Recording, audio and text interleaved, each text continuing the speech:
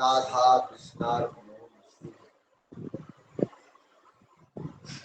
ओम सच्चिदानंद रूपाय गुरावे बुद्धि साक्षिणे श्री हेमंताय वरिष्ठाय नमो विष्णु परमणे नमो विप्रवरेण्याय जनसंघो हिताय च शुभबुद्धि प्रदात्रे च तस्मै नित्यं नमो नमो हेमंताय नमस्तुभ्यं गुरावे दिव्यचक्षुषे प्रियाय प्राणनाथाय प्राणरामाय ते नमो नमो जस्सो प्रसादात् भगवत् प्रसाद जस्सो प्रसादात् नवति कुतोऽपि ध्यानं शुभं तस्सो यशस्वी सन्तं वन्दे गुरुं श्रीचरणारविन्दम् भवतापप्रवरतारं वाञ्छितार्थप्रवर्षिणम् आश्रयं च सतां लोके निम्बार्कं प्रभुमाश्रये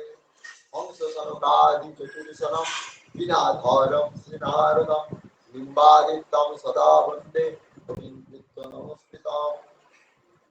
वरहापिरं नटवरवपु कर्णय कर्णिकारं विप्रादवासो कर्णगोपिशं वैजयन्ति च मालं रन्ध्राद्वेणुरतरसुदया पूरयन् गोपवृन्दै वृन्दारण्यं सपदरमण दाविसरितीर्थकीर्तिनि अहो गोपिकां स्तनकालकूटं जिघां स्वया पाययत् अप्रसाद्रि लेभे गोसिन्धात्रिचितां वदन्नाथ बंगवदयालुं शरणं व्रजेम राधां कृष्ण स्वरूपां वै कृष्ण राधा स्वरूपिणं फलात्मानं निकुञ्जस्थं रूपं सदा भजे राधां रसस्वरीं रम्मन् कनकभूषणभूषितं शोभान्वितानि देवीं तं नमामि प्रिया कृष्णाय वासुदेवाय हरये परमात्मने प्रणतक्लेशनाशाय गोविन्दाय नमो नमः नारायणं नमस्कृत्य नरं चैव नरोत्तमं देवीं सरस्वतीं व्यासं ततो जयो मुदीरये जयति पराशरसु सत्यवती दयानन्दन व्यास जस्तास्य कमलगलितं वाङ्मयं तं जगत्स्मृति सानुभावं सुचितारमेकम् आध्यात्मदीपं पतितीर्थदां तं संसारिणं करुणयामो पुराणमुञ्चं तं व्यासस्नुपयामि गुरुं मुनिनां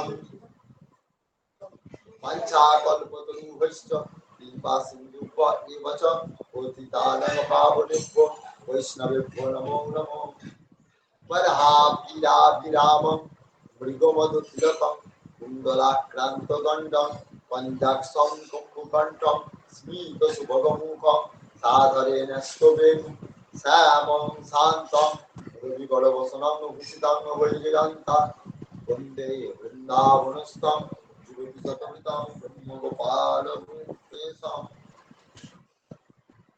वंदे अहम श्री गुरु श्री युतपद कमलम श्री गुरु वैष्णवांश्च श्री रूपम साग्रजातम सगुण रघुनाथान्वितं तं सजीवं साद्वैतं सर्वदूतं परिजन सहितं कृष्ण चैतन्य देवं श्री राधा कृष्ण पदान् सगुण ललिता श्री विशाखान्वितं वंदे वृंदावनं पुरं कृष्ण कमललोचनं पीताम्बर घनश्यामं वनमाला विभूषितं श्रीराम सुबलं स्तोक कृष्णार्जुनार्पितं गोकुमण्डलमध्यस्थं श्रीराधिका प्राणवल्लभम् ओम वृंदावै तुलसीदेवै प्रिया वै केशवस्य च कृष्ण भक्तिप्रदे देवी सत्यवत्यै नमो नमो जगन्नाथ स्वामी नयनपतगामी भवतु मे जगन्नाथ स्वामी नयनपतगामी भवतु मे जगन्नाथ स्वामी नयनपतगामी भवतु मे लीलाचल निवासाय नित्याय परमात्मने बलभद्र सुभद्राभ्यां जगन्नाथाय ते नमो ब्रजे प्रसिद्धं नवनीतचौरं गोपाङ्गनाञ्चलकूलचौरं वदासितनन्दसमुद्रचौरं चौराग्रगण्यं पुरुषं नमामि नमामि राधापतिपादपल्लवं वदामि राधापति नाम निर्मलं भजामि राधापति तत्त्वमप्रियं करोमि राधापति सेवनां मुदा अहोमेवासमेवाग्रे नान्यद्यत्सत्सत्परं पश्चात् अहमेवदितच्च यो अवशिष्येत स अस्माहम् रीते अर्थम तत् प्रतीयत न प्रतीयत चक्मनि तद वित्तात्मनो आयाम तथा भास तथात्मनो तथा महान्ति भूतानि भूतेषु उच्चावचेषु मनो प्रविष्टानि तथा तेषु न तुष्यः एतावदेव जिज्ञासं तत्त्व जिज्ञासनात्मना अन्यया व्यतिरेकं यत्सात् सर्वत्र सर्वदा मधु गुरु हेमंत देव राधे श्याम जप हरे कृष्ण हरे राम मधु गुरु हेमंत देव राधे श्याम जप हरे कृष्ण हरे राम मधु गुरु हेमंत देव राधे श्याम जप हरे कृष्ण हरे राम मधु गुरु हेमंत देव राधे श्याम जप हरे कृष्ण हरे राम श्री रूप सनातन भट्ट रघुनाथ श्री गोपाल भट्ट दास रघुनाथ এই ছয় গোসাই করি চরণ বন্দন যাহা হইতে বিঘ্নাস অবিষ্ট রাধে শ্যাম শ্যাম শ্যাম রাধে রাধে রাধে কৃষ্ণ কৃষ্ণ কৃষ্ণ রাধে রাধে রাধে শ্যাম শ্যাম শ্যাম রাধে রাধে রাধে কৃষ্ণ কৃষ্ণ কৃষ্ণ রাধে রাধে রাধে শ্যাম শ্যাম শ্যাম রাধে রাধে রাধে কৃষ্ণ কৃষ্ণ কৃষ্ণ রাধে রাধে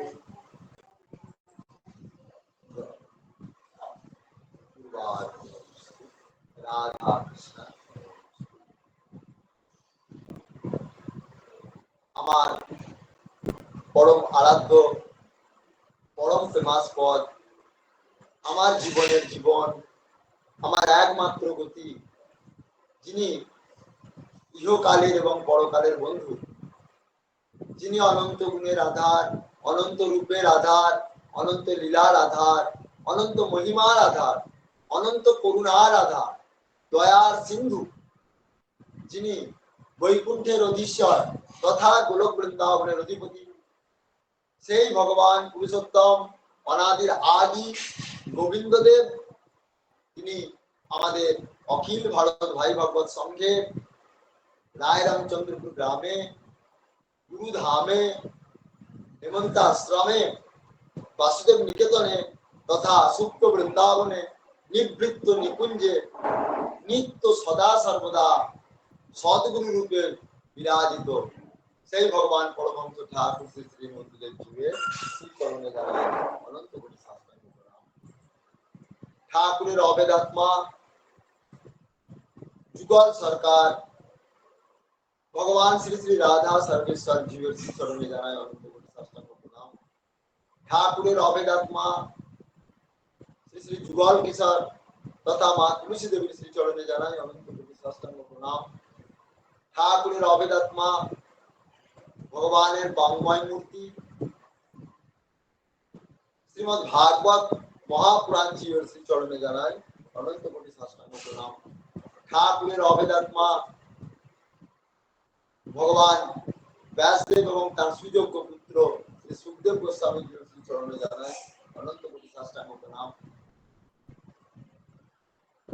ঠাকুরের অংশ সম্ভূত উপস্থিত সকল বৈষ্ণব ভক্তবৃন্দ তথা সকল মা বাবাদের শ্রীচরণে জানায় অনন্ত কোটি সাষ্টাঙ্গ প্রণাম। আমাদের আজ পুরুষোত্তম মাসে পুরুষোত্তম ব্রতে আমরা অন্যান্য দিনের ন্যায় আজ আমরা গুরুদেবের অবস্থিতি দয়ায় আমরা সেই ভাগবত কথা আস্বাদন করতে চলেছি, যেটি একমাত্র তারই পরম করুণায় তার বাণীতেই বলছেন যে বিশ্বপিতার সর্বজীবের অর্থাৎ সকল মানব মানবীর মনের ময়লা গুটানোর পালা এই শুভ মল মাসে অর্থাৎ চলতি এই জ্যৈষ্ঠ মাসে।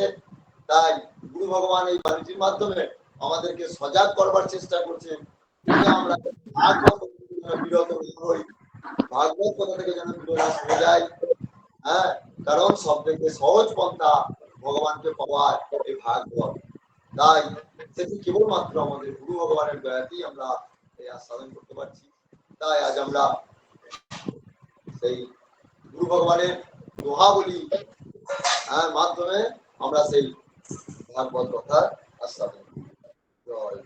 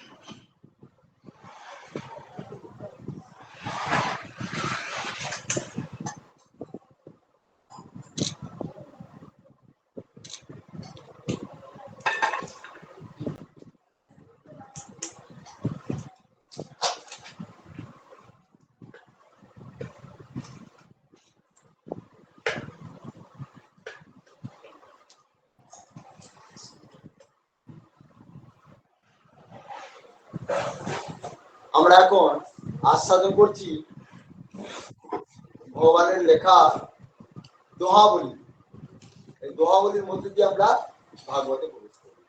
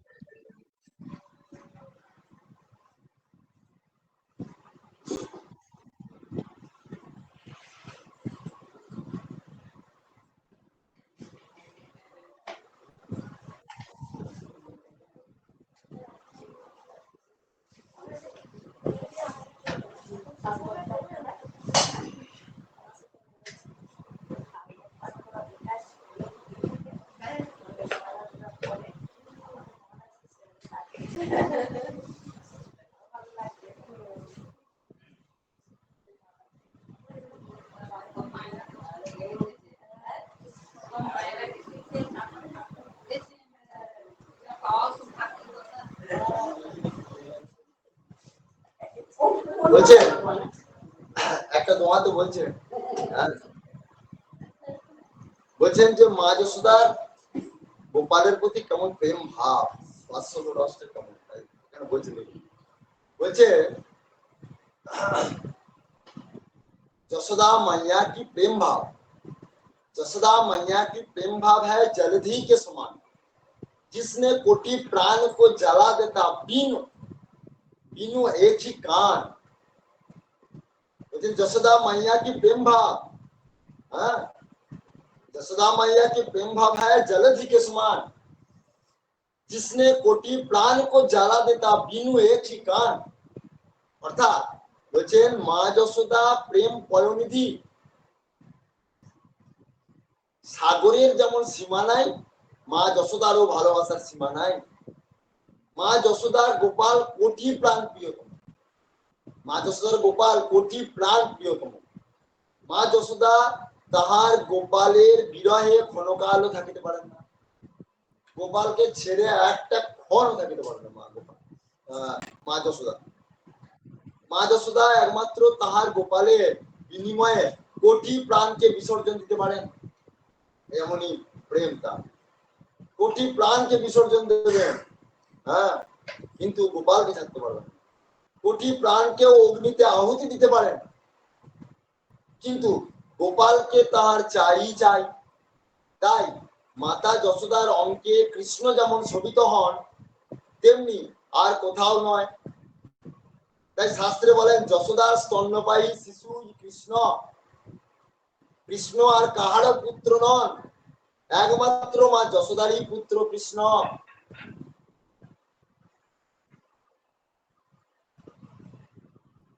বলছেন তমাল শ্যামল তিসি শ্রী যশোদা স্তন্য দয়ে, কৃষ্ণ শব্দ সদা রূঢ়ি এস শাস্ত্রার্থ নির্ণয়। বলছে তমাল বর্ণের ন্যায় কৃষ্ণবর্ণ মা যশোদার স্তন্যসেবী বালকী, কৃষ্ণ শব্দে সদা রূঢ় অর্থাৎ প্রসিদ্ধ। তাই শাস্ত্রের ঘোষণা যশোদা নন্দন। যশোদা কি নন্দন, যশোদা নন্দন, শাস্ত্রটা ঘোষণা করছেন যশোদা নন্দন মানে কৃষ্ণ একমাত্র যশোদারই ছেলে।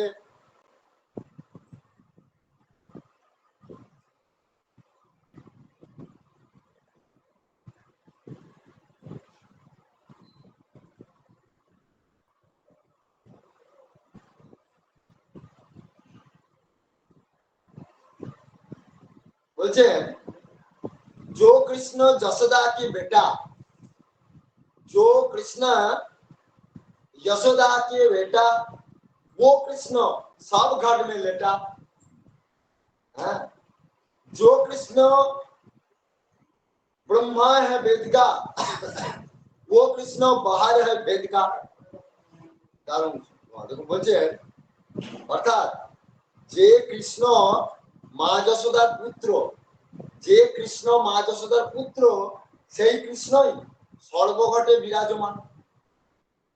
যে কৃষ্ণ মা যশোদার পুত্র সেই কৃষ্ণই সর্বঘটে বিরাজমান। তাহলে কৃষ্ণর ছেলে, হ্যাঁ মানে যশোদারই একমাত্র ছেলে হলেও তিনি কিন্তু সর্বত্র বিরাজমান, সবারই দিন। বলতে চাইছেন কৃষ্ণ সবারই দিন, কিন্তু ছেলে হিসাবে কার? যশোদা। হ্যাঁ, সর্বং কৃষ্ণাত্মকম জগৎ, সমস্ত জগৎই কৃষ্ণাত্মক। অর্থাৎ সেই যশোদানন্দন কৃষ্ণই সর্বজীব জগতে অখণ্ড চৈতন্য রূপে অবস্থান করিতেছেন। ওই কৃষ্ণই বেদ বেদান্তের ব্রহ্ম। ব্রহ্ম কথাটির অর্থ হইল বৃহৎ বা উমা। ব্রহ্ম কথার অর্থ হচ্ছে বৃহৎ বা উমা, মানে কৃষ্ণই। যা হইতে বৃহৎ বা বড় আর কিছুই নাই, তিনি কৃষ্ণ। ওই কৃষ্ণ বৃহৎ ব্রহ্ম বা উমা হওয়ার ওনার মধ্যে কোনো ভেদ নাই। তাই অখণ্ড চৈতন্য সত্তাই প্রকৃত কৃষ্ণ। তাই বলা হইয়াছে বন্দে বৃন্দাবনস্তং ব্রহ্ম গোপাল বেশম। বৃন্দাবন স্থিত গোপাল বেশধারী কৃষ্ণ ব্রহ্মকে নমস্কার করি।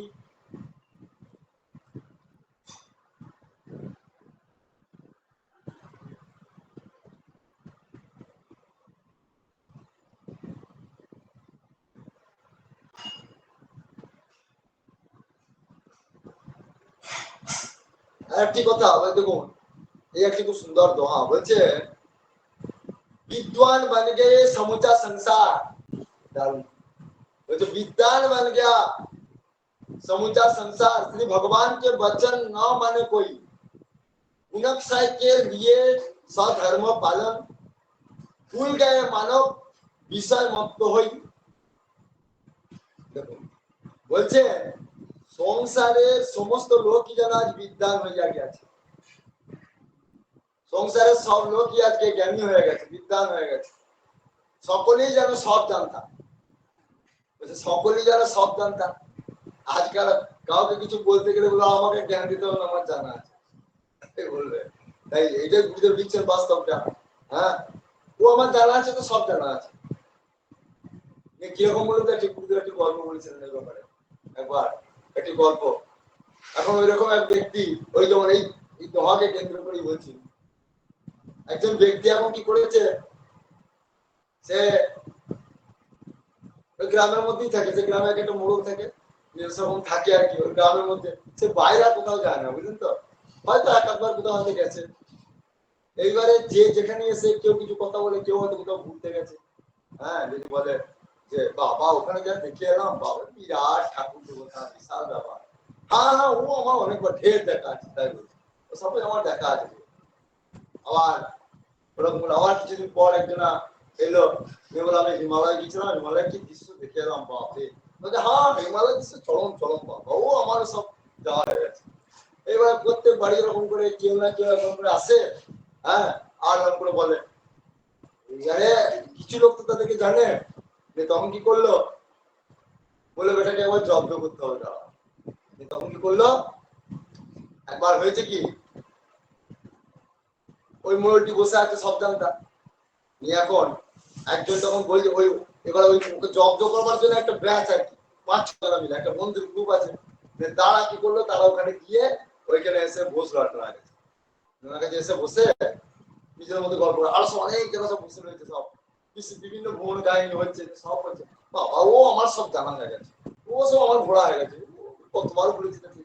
তখন বলছি যে বাবা, আর ইয়ে তাহলে ভাই তুমি তাজমহল গেছো? তাই বলছি, তাজমহল, তুমি তাজমহল গেছো? বলে বাবা, তাজমহল, হ্যাঁ তাজমহল আবার যায় না বাবা, কি মায়ের মন্দির। আর সব থেকে বড় কথা হচ্ছে, আর সব থেকে বড় কথা, প্রত্যেকদিন ওখানে 10টা করে বলি হয়, প্রত্যেকদিন ওখানে 10টা করে বলি হয়, কি মায়ের মন্দির। তাজমহল কি মায়ের মন্দির, ধরা পড়ে গেল। হ্যাঁ, সবাই তখন চুপচাপ বসে রইল, বলে দেখুন এই ব্যক্তি তাজমহল গেছে, কি সুন্দর মায়ের মন্দির দেখেছি দেখুন। হ্যাঁ, তখন সবাই বুঝলো যে লোকটা কিছুই জানে না, কোথাও যায় না, অথচ আমি সব জানতাম। হ্যাঁ, সেই রকম আর কি। তাই সেটাই গুরুদেব বলছে যে ভগবান টগবান কিছু তাহা কেউ মনে করে না। হ্যাঁ, আমরা যেন সবকিছু জানতাম, মানে ভগবানকে পেয়ে বসে আছে। শ্রী ভগবানের গীতার বাক্য আর কেউ মানে না। ভগবান বলিয়াছেন, সকর্মণা তম আর্য সিদ্ধাং বিন্দতি মানব, অর্থাৎ নিজের নিজের বর্ণাশ্রম ধর্ম পালন করিলেই মানুষের মঙ্গল হয়। যে যে বর্ণের, সেই বর্ণের ধর্ম পালন করলেই মানুষের মঙ্গল হয়, গীতাতে বলছেন কথাটা। স্বধর্ম আচরণ আর কি, স্বধর্ম আচরণ শ্রেয়, নিজের ধর্ম আচরণ করাটা মঙ্গলকর, তাই বলছি। সত্য রজ তম এই গুণক্ষয়ের জন্যই স্বধর্ম পালন। হ্যাঁ, সত্য রজ তম 3 প্রকার। যে আমাদের 3টে গুণের খেলা আমাদের চলছে, তাই এই গুণকে ক্ষয় করবার জন্যই আমাদের স্বধর্ম পালন করতে হবে। বিষয় মত্ত মানুষ তাহা ভুলিয়া গিয়া নিজের অহমিকা বশত সংসার করিতেছে, ইহার পরিণাম ভালো নয়। শ্রী ভগবানের ওই মহাবাক্যের অবজ্ঞা করা হয়। হ্যাঁ, অর্থাৎ আমি ভগবানকে জানি বলিয়া অহংকার করা ঠিক নয়, এবং ভগবানের আদেশকে অমান্য করা ঠিক নয়। তার মানে কি বলতে চাইছেন? হ্যাঁ, আমি ভগবানের সব নীতি আমার জানা আছে, আমরা সংসারী মানুষ, আমাকে ভগবান শেখাতে হবে না, নিজের কর্মই ধর্ম নিয়ে ভগবানকে ভুলে নিজের কাজ করতে বলছে নাকি? বলছে এইরকম ঠকবাজি হওয়া ভালো নয়, এরকম ঠকবাজি হওয়া ভালো নয়। বলছে যে নিয়মিত ভাবে ভগবানের ভজনা করতে হবে, সংসারটাকে ভগবানের করতে হবে। হ্যাঁ, কথাটাই বলতে চাইছি। যাই হোক, দোয়া বলে আজকের মতো আমাদের বিশ্রাম লাভ করি।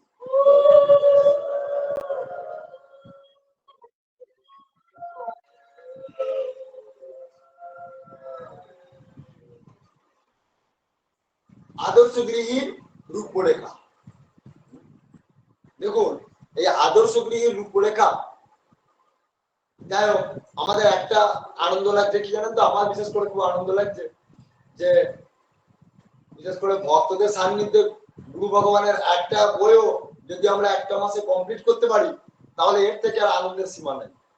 তাই গুরুদেব এত কষ্ট করে গ্রন্থগুলি লিখেছেন শুধুমাত্র আমাদের জন্যই, তো শিওর আমাদের জন্য লিখেছেন। তা গুরুদেবের লেখা গ্রন্থ যা মনোযোগ সহকারে শ্রবণ করছে, কতই না তারা ভাগ্যবান ভাগ্যবতী। হ্যাঁ, গুরুদেব দিন রাত জেগে মাসের পর মাস, বছরের পর বছর গ্রন্থ লিখে গেছেন ব্যাসদেবের মতো।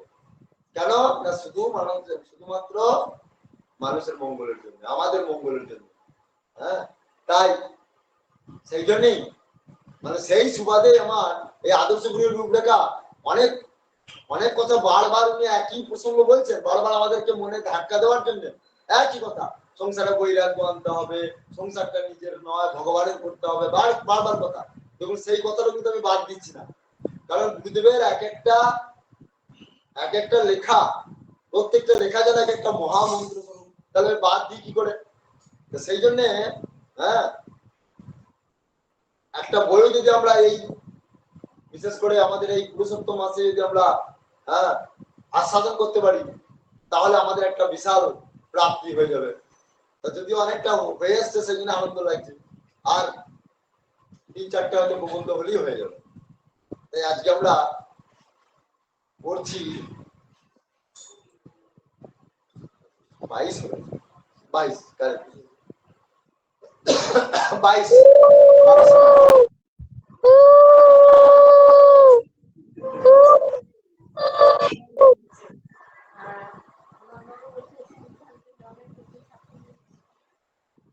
হ্যাঁ আরেকটি কথা আজকে বলছে আমাদের কিছু কিছু ছোট ছোট ছেলেরা শুধু ভাগবত শুনছে আর কি ফোনের মাধ্যমে। আজকে একটা মা বলছে আমাদের শিবরা মা বলেছে মহাশয় বলেছে যেরকম ওসব ওনাদের নাতি পুতিগুলো তো শুনে তো খুব আনন্দ পাচ্ছে বলছে যে এগুলো সব বড়দের জন্য তো বলছে শুনলাম বলছে এগুলো তো বড়দের জন্য বলছে আমাদের জন্য তো কিছু বলছে না আমাদের জন্য তো বলতে হবে যে মোবাইলের কথা শুনেছে মোবাইলের কথা বলা হয়েছে বলছে হয়তো তো মোবাইলের কথা বলছি গো এরকম বলেছে আর কি বলে মোবাইলটি খুব ভালো করছে ছোট ছোট ছেলেরা সব। হ্যাঁ যাই হোক তা আমার ইচ্ছা আছে ছোট ছোট ছেলেদের জন্য মোবাইলের কিছু নিরাপদ একটু আস্তে করানো ওরা যখন শুনছে হ্যাঁ হ্যাঁ হ্যাঁ হ্যাঁ ফলের এটা আচ্ছা আচ্ছা আচ্ছা ফল বিক্রেতা হ্যাঁ হ্যাঁ হ্যাঁ ধান নাম আদায় ফল বিক্রেতা আচ্ছা আচ্ছা দেখা যাক ওটা ওটা ওটা করবো বাচ্চাদের ভালো লাগে বেশ আজ আমরা 22 নম্বরটা প্রবন্ধটা আমরা যাই বলছে দান ধর্ম আচরণ আদর্শ গৃহীর একান্ত কর্তব্য। দান ধর্ম আদর্শ গৃহীর একান্ত কর্তব্য। কলিযুগে দানের দ্বারাই সর্বপাপ ক্ষয় হয়। কলিযুগে দানের দ্বারাই সর্বপাপ ক্ষয় হয়। হ্যাঁ দানেন সর্বং পাপং অপহতি। সত্য যুগে যেমন তপস্যা হইবে ধর্ম, সত্য যুগের মূল তপস্যা হচ্ছে হ্যাঁ মানে সত্য যুগের ধর্মই হচ্ছে তপস্যা।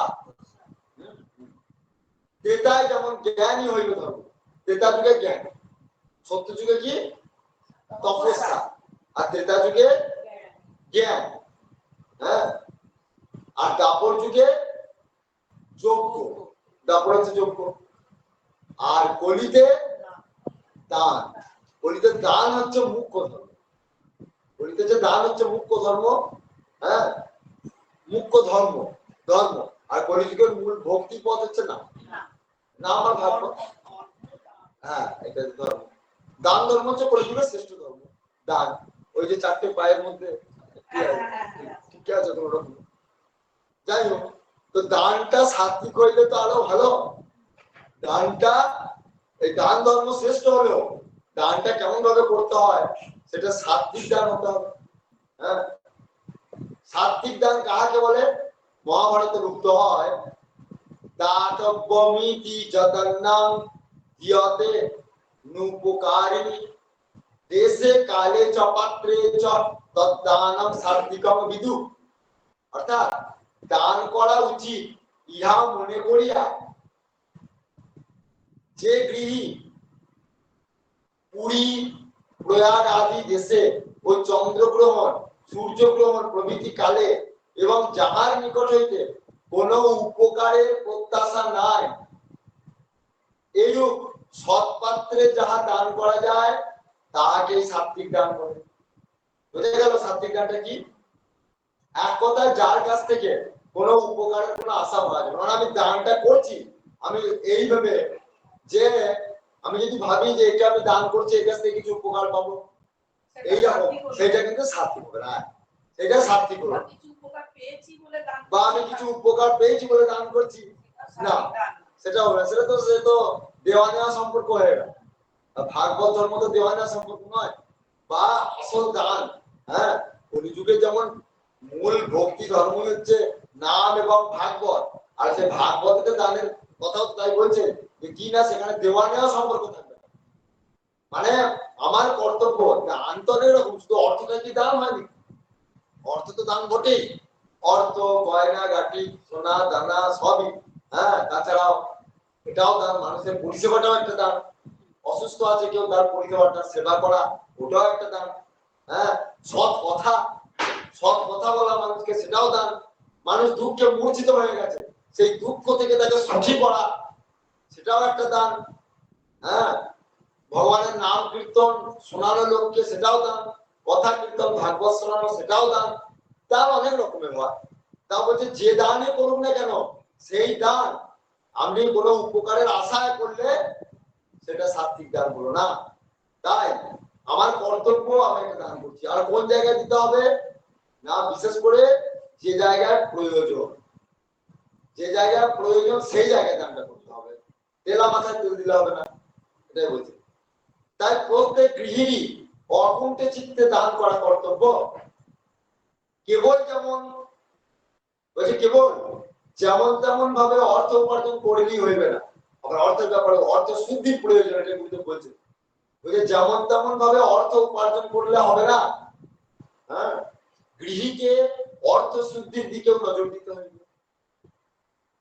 মানে অর্থটাও ইনকাম করারও একটা সিস্টেম আছে। কিরকম? গুরুদেব মানে আদর্শ গৃহী যারা হতে চায় তাদের জন্য, যারা আদর্শ গৃহী হতে চায় না তাদের কথা স্বতন্ত্র, কিন্তু আদর্শ গৃহী হতে গেলে কি দরকার গুরুদেব কিন্তু সেগুলি সব বিভিন্ন শাস্ত্র থেকে, ভাগবত থেকে, মহাভারত থেকে, গীতা থেকে, রামায়ণ থেকে, বেদ থেকে, উপনিষদ থেকে সমস্ত শ্লোকগুলো কেন তুলে ধরেছে, দেখছেন তো? তাই বলছে কেবল যেমন তেমন ভাবে অর্থ উপার্জন করলেই হবে না, গৃহীকে অর্থ শুদ্ধির দিকেও নজর দিতে হইবে। অসৎ ভাবে অর্থার্জন গৃহীকে অধঃপতিত করে। অসৎ ভাবে যদি কেউ অর্থ উপার্জন করে তাহলে সেটা গৃহীকে অধঃপতিত করে। সেজন্য গৃহীর উপার্জনের অর্থে কিছু অংশে সৎকর্মে ব্যয় করা উচিত। গৃহীকে এই জন্য কিছু অংশ সৎ কার্যে লাগাতে হবে। উপার্জিত অর্থের কিয়দংশে সৎপাত্রের ত্যাগ যথার্থ অর্থের সংরক্ষণ। শাস্ত্রে বলা আছে উপার্জিতানাং বিত্তানাং ত্যাগ এবাহি রক্ষণম তরাগ উদার সংস্থানম পরিবাহ ইবাম্ভসাম। বলছেন গৃহস্থে উপার্জিত অর্থের কিছু কিছু সৎপাত্রে, অর্থাৎ অন্ধ, আতুর, রোগী, ভিক্ষু ও দুস্থ বা সৎ প্রতিষ্ঠান, সৎ মন্দির প্রভৃতির উদ্দেশ্যে ত্যাগ করাই যথার্থ অর্থের রক্ষা করা। সেই জন্য হচ্ছে অর্থ পরীক্ষা শুধুমাত্র ঘরে নিজেদের কাজে লাগালে চলবে না। দেখুন গুরুদেব অন্যান্য গ্রন্থগুলোতে লিখেছেন যে সেখানে 3 ভাগের মধ্যে 1 ভাগ দান করা কর্তব্য। হ্যাঁ, বলছেন যারা ধর্মকর্ম করছে, এবারে কিছুদিন আগে পড়ছিলাম, আমাদের মনে আছে কিনা জানি না, বলে যারা সাধারণ ধর্ম আচরণ করতে চায় তাদের 3 ভাগের 1 ভাগ দান করা কর্তব্য। আর যারা কেবলমাত্র মানে ঠাকুরকে এবং সংসারকে সমান সমান ভাবে দেখবে, বলে তারা 2 ভাগ সংসারকে দেখবে আর 2 ভাগ ঠাকুরকে দেখবে, ওই অর্থে দাঁড়া। আর যারা কেবলমাত্র আমার উদর ভরণের জন্য শুধুমাত্র সন্তুষ্ট হওয়ার জন্য যেটুকু আমার রাখা আর বাকিটা ঠাকুরের কাছেই ব্যয় করা, অর্থাৎ সে ঠাকুর তোমার জন্য পৃথিবীতে আসা, আমার কাজই তোমার ভজনা করা, আর যেটুকু ইনকাম করছি সেটুকু আমার খাওয়া পড়ার জন্য, বাকি তুমি বুঝে নাও। তাহলে সেইটা বলতে 3 ভাগ অর্থ ঠাকুরের জন্য আর 1 ভাগ অর্থ নিজের সংসার। এই 3টে ভাগ আছে। এবার যারা যেটা সম্ভব তারা সেটা করবে। আচ্ছা, হ্যাঁ, আরেকটা কথা বলি, মনে পড়ে গেল। আমাদের ও বুবাই মা জানতে চেয়েছে একবার যে স্নানটার কথা, না এটা বলে দিই আরেকবার। হ্যাঁ, আমাদের ওর পিতা মা জানতে চেয়েছে, আমার সঙ্গে দেখা হয়নি। হ্যাঁ, মহাশয়কে বলে গেছে যেরকম স্নানটা 3 প্রকার বলা হয়েছে, সেটা ঠিকঠাক শুনতে পাই না, সেটা একবার বলে দিই একবার। হ্যাঁ, কালকে বলা হলো না।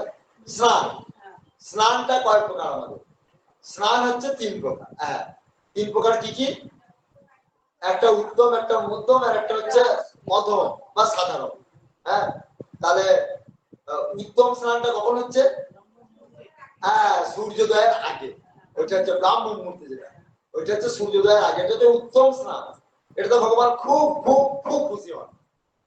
আর দ্বিতীয় স্নানটা কি? হ্যাঁ, দ্বিতীয়টা হচ্ছে সূর্য উদয় হয়ে গেছে সেই তখন থেকে 8টা পর্যন্ত। হ্যাঁ, ওটা তো ওটা হচ্ছে মধ্যম স্নান, মানে ওটাও ওই অতিরিক্ত ভারত থেকে একটু কম, ওটাতেও ভগবান খুব খুশি হন। আর একটা হচ্ছে 12টা পর্যন্ত, 8টার পর থেকে 12টা পর্যন্ত সাধারণ স্নান। হ্যাঁ, ওটা তো ভগবান মোটামুটি খুশি হয়। আচ্ছা, এবার এই তিনটে স্নানের আবার নাম আছে, এই তিনটে স্নানের নাম আছে তিনটে। সেই নামটা কি বলছে, যেটা ব্রাহ্ম মুহূর্তে স্নান সেটা হচ্ছে ব্রাহ্ম স্নান, হ্যাঁ, আর যেটা সূর্য উদয়ের পর যেটা স্নান সেটা হচ্ছে দেব স্নান, আর যেটা যেটা হচ্ছে এই 8টার পর থেকে যেটা 12টা পর্যন্ত সেটা হচ্ছে নিধি স্নান বা মনুষ্য স্নান। অর্থাৎ যেটা ব্রাহ্ম মুহূর্তে স্নান সেটাতে মুনি ঋষি যোগী ইনারা স্নান করেন, হ্যাঁ ওই সময়টা, হ্যাঁ, আর দেবতারা স্নান করেন তারপরে, সূর্য উদয়ের পরে দেবতারা দেব স্নান ওইটা। আর যেটা 12টা পর্যন্ত সেটা মনুষ্য স্নান, মানুষরা করে। তাহলে আপনারা বলবেন মানুষরা যদি ওই সময় স্নান করছেন তাহলে ব্রাহ্ম মুহূর্তের মানুষরা করছে কেন? যে ব্রাহ্ম মুহূর্তে যে সকল মানুষরা স্নান করেন তারা ওই ব্রহ্মর্ষির পর্যায়ে পড়ে গেলেন, তারা ব্রহ্মর্ষি, তাদের কৃপা প্রাপ্ত হয়ে যাবে, তাদের কৃপা। ওই সময়তে স্নান করলে পরে বলছেন যে ওই সকল মানে সূক্ষ্ম শরীরের সব মহাপুরুষরা এসে না ওই কৃপা করে দেন, তাদের কৃপা করেন। ওই স্নানটা এত গুরুত্ব, ঠিক আছে। আর দ্বিতীয় যে স্নানটা, ওই স্নানটা গুরুত্ব, ওই সময়টা দেবতারা কৃপা করতেন। আর তৃতীয় স্নানটা মানুষ, ওটা নিজেরা নিজেরা কৃপা হয়ে করতে হবে, নিজেদেরকে স্নান করে পূজা অর্চনা করতে হবে, তবে যে ভগবানের কৃপা পাওয়া যাবে। এই বলা আর কি, শাস্ত্রে 3 প্রকার স্নানের নাম দেওয়া হয়েছে। আর 12টার পরেরটা হচ্ছে ওইটা হচ্ছে আসুক স্নান, ওইটাতে অসুররা কৃপা করবে, অসুররা কৃপা করবে। এটা মানে বেলা 12টার পরে, রাত্রি 12টার পরে যদি কেউ স্নান করে তাহলে ওই সময় অসুর রাক্ষস ইনারা কৃপা করবে। কি কৃপা করবে বুঝতেই পারছেন। যাই হোক, তাহলে এই হচ্ছে স্নানের ভাগ। এবার আমরা আবার পাঠে প্রবেশ করি। তাই বলছেন দান, তাহলে সাত্বিক দান কোনটা? যে দানে আমরা কোনো উপকারের আশা থাকে না। তার মানে কি বলছে, দান ডান হাত করলে বাঁ হাত জানতে পারবে না, বলে না, ডান হাত করলে বাঁ হাত জানতে পারবে। আবার আমাদের এমন আছে হাসি লাগে, দানের মধ্যে এমন কিছু ব্যক্তি আছে যেমন দান করে, তখন বললো মহারাজ তোমাকে শুধু শোনালাম, আরটা কিন্তু বলবে না, এই দানটা তোমাকে করছি না, এই অমুক জনকে আমি এটা দিলাম, অমুক জনকে এই দানটা দিলাম মহারাজ, তুমি শুধু সাক্ষী থাকবে, আর কিন্তু কাউকে বলবে না, আমিও কি পছন্দ করি না। তারপরে দেখছি 2 দিন পর দেখছি ও বাবা সব ও বলছে সবাই করে একই কথাই বলেছে, এই তুমি যেন বলো না, এই তুমি যেন বলো না। কি করে দান হলো? হ্যাঁ, এইটি কিন্তু সাত্বিক দান হলো না। হ্যাঁ, ও দানটা তো ওখানেই, তার মানে ওই যে তার যশ হয়ে গেল, তখন ওটা সদ্বোধ হয়ে গেল। ওই যশ হয়ে গেল কি, মানুষ ভাবলো বাবা দেখো মানুষ দিয়েছে, তো ওই মানুষ তো দিয়েছে, এবার সবাই সবাই নাম করে দিল, ব্যাস ওইখানেই তার হয়ে গেল সদ্বোধ, তাই বললো। আর যে প্রকৃত অর্থে জানিয়ে সে কোনো কিছু জানতেই দেবে না, চুপচাপ একবার জানতেই দেবে না, ওইটাই হচ্ছে শ্রেষ্ঠ। হ্যাঁ, আর তামসিক দান, দান 3 প্রকার আছে, এটাও কিন্তু অন্য জায়গায় ব্যাখ্যা করেছেন, এখন এখানে পাবো কিনা জানি না, তাও বলে রাখছি। সাত্বিক দান কোনটা? ওইটা যেটাতে কারো কাছে কিছু না, কোনো কেউ জানবে না, বা আমার কারো কাছে কিছু পাবার আশা থাকবে না, আমি দিচ্ছি আমার কর্তব্য, ব্যাস, তার জন্য আমার কিছু আর করবো না, ব্যাস হয়ে গেল।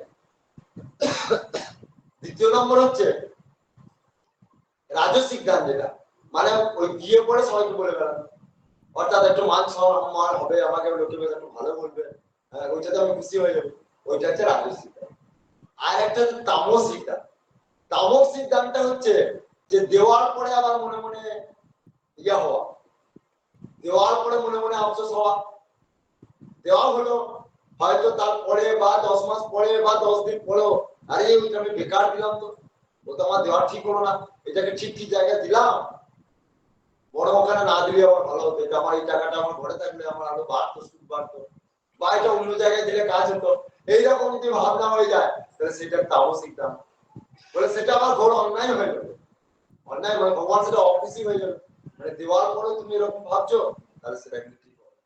যাই হোক, এই 3 প্রকার দান গুরুদেব ব্যাখ্যা করেছেন। তা এখানে বলছে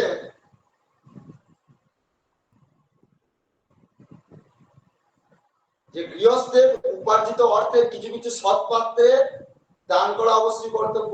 যেমন সরোবরের অতিরিক্ত জলরাশিকে অন্য পথে বাহির করিয়া দিয়া শস্য ক্ষেত্রে উর্বরতা সাধন করা হয়, সেইরূপ ভোগের অতিরিক্ত অর্থ গৃহীদের দান করা কর্তব্য। বোঝা গেল? মানে জলের অতিরিক্ত অতিরিক্ত জলটা যদি মাঠের কাছে মাঠে যদি সেটাকে সরবরাহ করা হয় তাহলে মাঠের কাছে লাগলো। হ্যাঁ, ঠিক সেরকম আমাদেরও এই যে দান, আমরা যে এই যে ইনকাম করছি সংসারে, এই ইনকামটা কিছু কিছু যদি আমরা দান করি তাহলে আমাদের কি হবে? মাঠের কাজে লাগলো, মানে আমাদেরও জীবনের সাধন পর্যায়ে আমাদের পাপ তাপ গুলো সব ক্ষয় হবে, এতে ক্ষয় হবে। আদর্শ গৃহী একমাত্র দানে প্রবৃত্ত হন, আদর্শ গৃহী একমাত্র দানে প্রবৃত্ত হন। যাহার যাহা প্রাপ্য তাহাকে তাহা যিনি কড়াই ঘন্টায় মিটাইতে পারেন তিনি আদর্শ। ইহা কেবল দান মাত্রই নয়, ইহা সেবা, সদ্ব্যবহার, কর্তব্য পালন, স্নেহ, শ্রদ্ধা, ভক্তি প্রভৃতি ব্যাপারেও, সবকিছু ব্যাপারে, শুধু দানের ব্যাপারই না, সেটা কর্তব্যের ব্যাপারেও তাই। হ্যাঁ, সৎ ব্যবহারের ব্যাপারেও তাই, স্নেহ, শ্রদ্ধা, ভালোবাসা, ভক্তি প্রভৃতি সমস্ত কিছু ব্যাপারে। হ্যাঁ, সমস্ত কিছু ব্যাপারে। আপনি কারোর উপকার করছেন, মানুষে আমার উপকার করবে এটা না। হ্যাঁ, আপনি ছেলে ছেলে ছেলেদেরকে মানুষ করছেন, ভালোবাসছেন, তারা আমাকে দেখবে, এটাও না। মানে সবকিছুর ব্যাপারই বলছে। দাদা ভাইয়ের প্রাপ্য ভাইকে দাও, দাদা ভাইয়ের প্রাপ্য ভাইকে দাও, ভাই দাদার প্রাপ্য দাদাকে দাও, দাদা ভাইকে দেবে, ভাই দাদাকে দেবে। পতি পত্নীর প্রাপ্য পত্নীকে দাও, পতি পত্নীকে দেবে, পত্নী পতির প্রাপ্য পতিকে দাও, পত্নী কাকে দেবে? পতিকে দেবে। পিতা পুত্রের প্রাপ্য পুত্রকে দাও, পিতা পুত্রকে দেবে, আবার পুত্র পিতাকে দেবে। হ্যাঁ, পুত্র পিতার প্রাপ্য পিতাকে দাও, গুরু শিষ্যের প্রাপ্য শিষ্যকে দাও, গুরু গুরুর যেটা প্রাপ্য সেটা শিষ্যকে দেবে। হ্যাঁ, শিষ্য গুরুর প্রাপ্য গুরুকে দাও, শিষ্যর প্রাপ্য যেটা সেটা গুরুকে দেবে। হ্যাঁ, এইভাবে সকলের সকলের ঋণ মিটাইয়া আদর্শ গৃহী রূপে সংসারে থাকিবার চেষ্টা করিতে হয়। হ্যাঁ, তবেই সংসারটি আদর্শ গৃহী রূপ নেয়। তাই বলছে আদর্শ গৃহীকে পরার্থপর হইতে হইবে, মানে পরের উপকার করতে হবে। এই পরার্থপরতার অন্য নাম ভালোবাসা, এই পরার্থপরতার অন্য নাম হচ্ছে ভালোবাসা। এই পরার্থপর নারী জাতির মধ্যে সহজে বলছে, এটি একমাত্র নারী জাতির মধ্যে বেশি থাকে, মানে পুরুষদের থেকে নারীদের মধ্যে এই গুণটি বেশি থাকে। স্ত্রী জাতির মধ্যে প্রথম ভালোবাসার বিকাশ হয়, তা তো বটে। হ্যাঁ, বলছেন যে স্ত্রী জাতির মধ্যে প্রথম ভালোবাসার বিকাশ হয়, স্বাভাবিক। কারণ আমাদের সেই স্রষ্টা ভগবান কৃষ্ণ কি করেছেন? তার মা অঙ্গ থেকে রাধারানীকে সৃষ্টি করেছেন। রাধারানী যখন প্রথম সৃষ্টি হলেন তখন রাধারানী কি করলেন? প্রথম প্রথম প্রেম ভগবানের চরণে নিবেদন করলেন। একটি পদ্মকে নিয়ে, একটা সরোবরে পদ্ম, সেই পদ্মকে প্রথম ভগবানের চরণে দিয়ে তিনি সে রাসমণ্ডলে প্রবেশ করে ভগবানের সঙ্গে মিলিত হলেন। সেটা রাধারানী থেকে। সেই জন্যই বলছেন যে স্ত্রী জাতি প্রথম ভালোবাসার বিকাশ হয় স্ত্রী জাতি। জীব জগতে প্রথম ভালোবাসার বিকাশ হয় মাতাতে। সংসারী নরনারীর আমিত্বের বিস্তার ঘটে পুত্র পত্নী সংসার পরিজন লইয়া। হ্যাঁ, পুত্র পত্নী সংসার এসব পরিজন লইয়া এই সংসার গঠিত হয়। আর সংসারী ওইভাবেই একদিন সমগ্র জগতে আমিত্বের ব্যাপ্তি ঘটে। তখন সেই স্মৃতির মহাবাক্যগুলি সত্যতায় পর্যবেসিত হইবে। মহাবাক্যগুলি কি কি? একম অদ্বিতীয়, এক ব্রহ্ম ছাড়া দ্বিতীয় কিছু নাই। তত্ত্বমসি, তুমি সেই ব্রহ্ম। সর্বং খলিদং ব্রহ্ম, সংসারে সবকিছুই ব্রহ্ম। বোঝা গেল ব্যাপারটা? বলছেন যে ভালো প্রশ্ন, জীব জগতে প্রথম ভালোবাসার বিকাশ হয় মাতাকে। বোঝা গেল? সংসারী নরনারীর আমিত্বের বিস্তার ঘটে। আমিত্বের বিস্তার ঘটছে কিসে? পুত্র পত্নী সংসার পরিজন লইয়াই। কি বোঝা গেল? আমিত্বের বিকাশটা কি? হ্যাঁ, আমার এরা ঠিক, হ্যাঁ, আমার স্বামী, আমার স্ত্রী, আমার পুত্র, আমার আত্মীয়, এই আমিত্ব ভাব, তবেই তো সংসারটা গঠন হচ্ছে। এটা তো চাই, নাহলে তো সংসার তো থাকবে না। এইবার বলছে সংসারীর ওইভাবেই একদিন সমগ্র জগতে আমিত্বের ব্যাপ্তি ঘটিবে। যারা আদর্শ গৃহী হইবে সেটা শুধুমাত্র কেবল আমার ঘরটাকে নিয়েই নয়, জগৎটাই আমার। তবেই তো আদর্শ গৃহী, তবেই তো মহাপুরুষ বনবে, তবেই তো মহাপুরুষ হবে মানুষ। আদর্শ গৃহী কি করে আদর্শ হবে? আদর্শ গৃহী হয় না মীরাবাই, আন্ডালা, নামদেব, বুধারাম, তুকারাম, হ্যাঁ, সব সব সব এনারা তো সবাই, এনারা গোটা জগৎটাকে আপন করেছেন, শুধু নিজের ঘরটাকে না। এনারা তো সংসারী ছিলেন, তো নামদেব তো সংসারী ছিলেন, হ্যাঁ, তুকারামও তো সংসারী ছিলেন, বুধারামও সংসারী ছিলেন, এনারা সংসারী ছিলেন। হ্যাঁ, তাই ইনারা কিন্তু গোটা জগৎ থেকে ভালোবেসেছে। আমি তো বলে মানে আমার, সবাই আমার। এইরকম যেমন আমার সংসারে যেমন আমার স্বামী, আমার স্ত্রী, আমার ছেলে, সেরকম গোটা জগতে সবাই আমারই, আমারই। যেহেতু ভগবানের সবাই, তাহলে আমারও সবাই।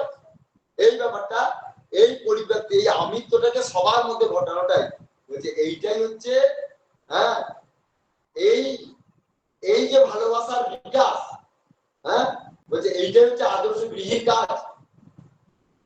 তখন সেই স্মৃতির মহাবাক্যগুলি সত্যতায় পর্যবসিত হইবে। এই যে মহাবাক্যগুলি হলো একম অদ্বিতীয়ম, মানে এক ব্রহ্ম ছাড়া দ্বিতীয় কিছু নাই। তার মানেটা কি বোঝাচ্ছে বলুন তো? এই যে তিনটে কথা, একম অদ্বিতীয়ম, এক ব্রহ্ম ছাড়া দ্বিতীয় কিছু নাই, তত্ত্বমসি, তুমি সেই ব্রহ্ম, সর্বং খণ্ডিদং ব্রহ্ম, সংসারের সবকিছু ব্রহ্ম। তিন ভাবে একটি মানুষ অর্জন করতে পারে। তিনটি ভাব নিয়ে মানুষ কি করবে? এই তিনটি ভাব নিয়ে সকলের প্রতি আমিত্বকে ছড়াবে আর কি, বিকাশ ঘটাবে সবারই মধ্যে। কি করে?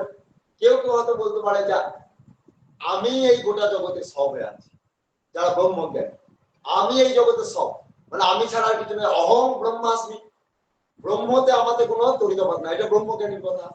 আমি ব্রহ্ম, অয়ং আত্মা ব্রহ্ম, আমার যে আত্মা সেটা ব্রহ্ম, অর্থাৎ আমি ব্রহ্ম। আমি, হ্যাঁ, আমি কেবলমাত্র আমি নয়, মানে আমি এই জগতে ছড়িয়ে রয়েছি। আমিও যা, আপনিও তাই, উনিও তাই, উনিও তাই, সবাই একই। এটা ব্রহ্মজ্ঞানীর মত। এইভাবে নিজের আমিত্বকে সমস্ত বিশ্বে ছড়িয়ে দেওয়া হচ্ছে, এটা হচ্ছে একটা মত। আর একটা মত বলছে যে তত্ত্বমসি, তুমি সেই ব্রহ্ম। এটা আমার আরেকটু পৃথক রেখেও একাত্মতা বোধ। কিরকম? তুমি সেই ব্রহ্ম, অর্থাৎ আমার মধ্যে যে ভগবান রয়েছে, সেই ব্রহ্ম রয়েছে, আপনার মধ্যেও রয়েছে, উনার মধ্যেও রয়েছে, উনার মধ্যেও রয়েছে, সবারই মধ্যে রয়েছে, সেই ব্রহ্মই রয়েছে। তাই তাই আমার মধ্যেও যে ব্রহ্ম রয়েছে, সবার মধ্যেই সেই ব্রহ্ম রয়েছে। অতএব আমরা কেউ পৃথক নই। বুঝতে পারা গেল? একটাতে হচ্ছে আমি সব, আমি ছাড়া আর কিছু নাই। এখন বলছে তুমি সব, তুমি ছাড়া কিছু নাই, মানে আমার মধ্যেও তুমি রয়েছে, আপনার মধ্যেও তুমি রয়েছে, উনার মধ্যেও তুমি রয়েছে, উনার মধ্যেও তুমি রয়েছে, সে ভগবানই সবের মধ্যে রয়েছে। এই যে একটা, বোঝা গেল? দুটো বোঝা গেল তো? দুটো। আর একটা হচ্ছে সর্বম খলিদম ব্রহ্ম, সংসারের সবকিছুই ব্রহ্ম। মানে আরেকটা হচ্ছে এই সংসারে সবকিছুই ব্রহ্ম, মানে বলতে চাইছেন সবকিছু ব্রহ্ম মানে হচ্ছে যেমন শুধুমাত্র মনুষ্য জাতি না, মানে এখানে মনুষ্য জাতি ছাড়া এমনকি জড় পদার্থ আরো যা সবকিছু রয়েছে, ইট কাঠ পাথর ঘর বাড়ি, সবই ব্রহ্ম, সবই ব্রহ্ম। বুঝতে পারা গেল? সব ব্রহ্ম, মানে সবের মধ্যেই সেই ভগবানকে দেখা, সবের মধ্যেই ভগবানকে দেখা। বুঝে গেল? তাহলে একটা হচ্ছে আমি সব, হ্যাঁ, আর দ্বিতীয়টা হচ্ছে যে ভগবান মানে তুমি, তুমি সবের মধ্যে রয়েছো, অথবা আমাদের সবাই আপন, সবার মধ্যে তুমি রয়েছো, তাই সবাই আমাদের আপন। আর একটা হচ্ছে সর্বত্র, হ্যাঁ, সর্বত্র রয়েছে ভগবান, সর্বত্র।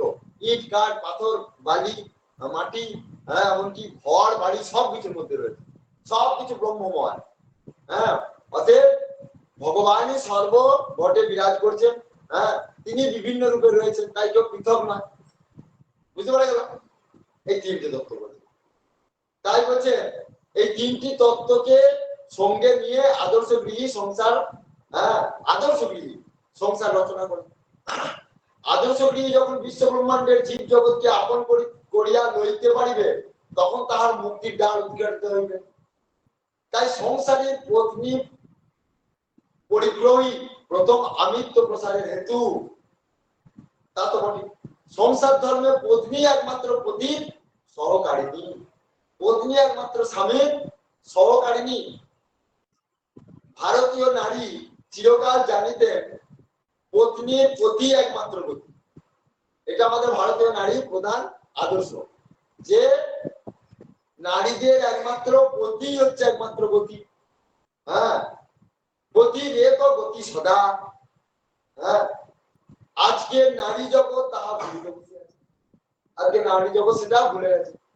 হ্যাঁ, তারা শুধুমাত্র পতিকেই গ্রহণ করছে না, হ্যাঁ পতির কথা শুনছে না, এটাই বলছে।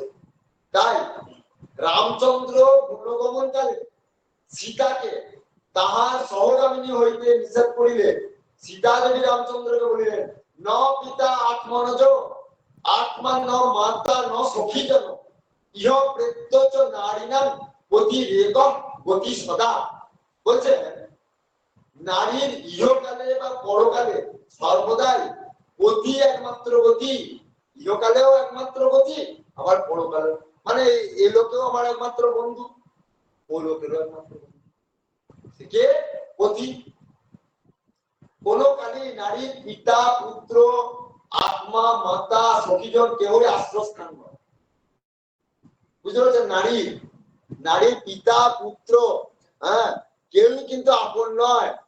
ও পতি যতটা আপন, ততটা মাতা পুত্র এরা কেউ অতটা আপন নয়। একমাত্র আশ্রয়স্থল হচ্ছে পতি।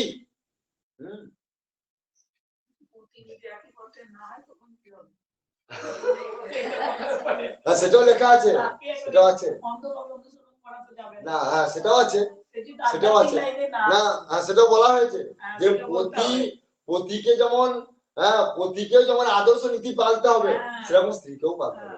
ওটাও আছে, বুঝতে পারলে? আদর্শ নীতি দেখবেন আমরা যত দিকে শেষ হয়ে আসবো, এখানে ওর কথাও বলা হয়েছে। উল্টে না, পতিও শুধুমাত্র সেই মানে স্ত্রীকে অত্যাচার করবে, হ্যাঁ আর স্ত্রীকে ঘরের বন্দি রেখে সে ফুর্তি করবে, সেটাও ঠিক না, সেটাও ঠিক না। হ্যাঁ আর যদি ঠাকুর দেবতা না, সেটা তো বটেই।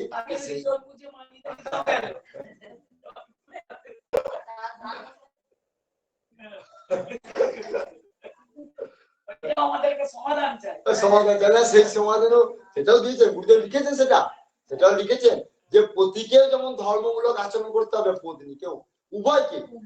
শুধুমাত্র সেই পত্নী সবকিছু করবে আর পতি কিছু করবে না, সেটা তো ঠিক নয়, সেটা ঠিক নয়, সেটা বলাই হয়েছে। আবার এই ক্ষেত্রে বলা হয়েছে আবার একটা কথা, একটা জায়গায় বলছে পতির পুণ্যের ফল পত্নী প্রাপ্ত হবে, কিন্তু পত্নীর পাপের ফল পতিকে নিতে হবে। হ্যাঁ অবশ্যই এটা আছে শাস্ত্রে, বলছে পতির পুণ্য ফল স্ত্রী পাবে, প্রাপ্ত হবে।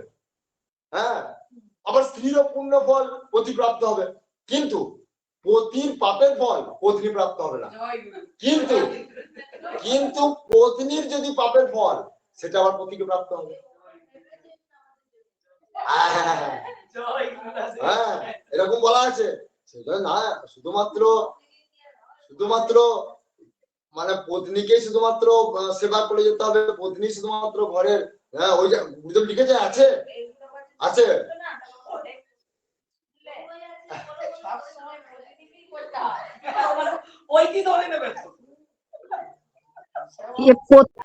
এই কথাটা শুনে পত্নীদের খুব আনন্দ হচ্ছে, পত্নীদেরটা একটু ভালো করে ব্যাখ্যা করতে হবে। এই কথাটা শুনে পত্নীদের খুব আনন্দ হচ্ছে, পত্নীদেরটা ভালো করে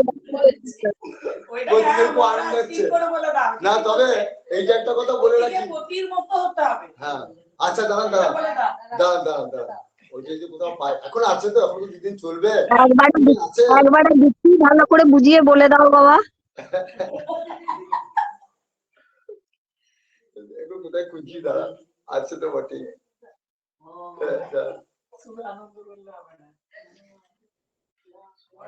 হ্যাঁ দুঃখ করতে হবে, হ্যাঁ তা তো বটেই, ওটা তো বটেই।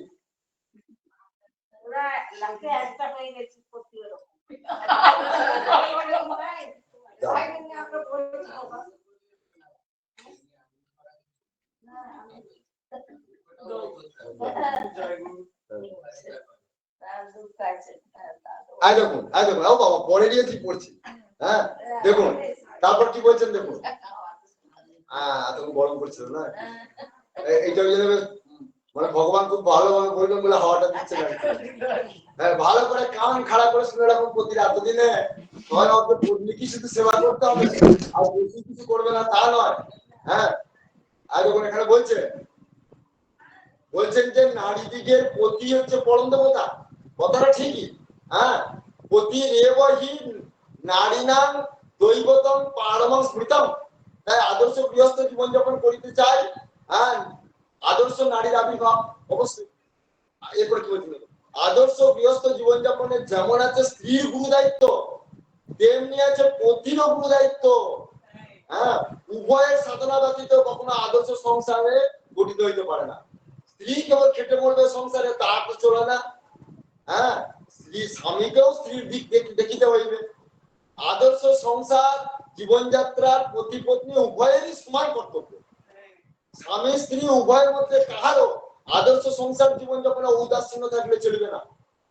বলছে কাহারও না, স্বামীরও যেমন স্ত্রীর প্রতি উদাস ভাব থাকলে চলবে না, স্ত্রীরও স্বামীর প্রতি উদাস ভাব থাকলে চলবে না। হ্যাঁ আর স্ত্রীকে কেবল দাসী মনে করা চলবে না। এইটুকু আনন্দ লাগছে মায়েদের। স্ত্রীদের কেবল দাসী ভাব মনে করিলে চলবে না। হ্যাঁ স্ত্রীরা একাধারে সব, তাই বলছে। হ্যাঁ তাই স্ত্রীদেরকে লক্ষ্মী স্বরূপ জ্ঞান করিতে হইবে, বুঝতে পারছেন?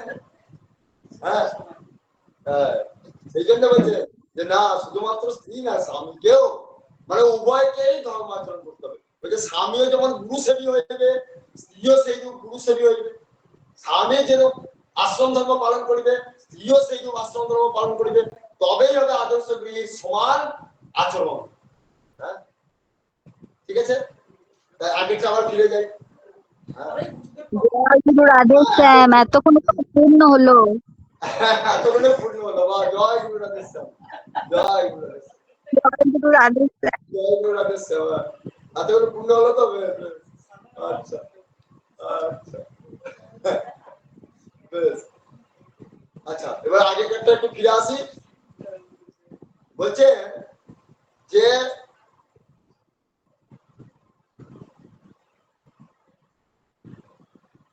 হর্তা বা পতির পাদতলে অবস্থানে নারীর পার্থিব ও স্বর্গীয় সুখ সর্ব অবস্থাগত ভূত পাদের ছায়া বিশেষ সাথে।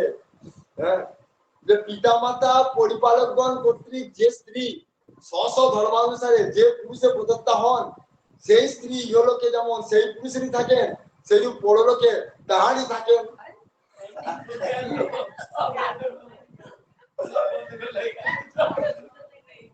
বলছে যে বাবা মা যখন কন্যা সম্প্রদান করে, যখন যে পুরুষের হাতে দিয়ে দেন, বলছে ইহলোকে থেকে যায়, আবার পরলোকে থেকে যায়।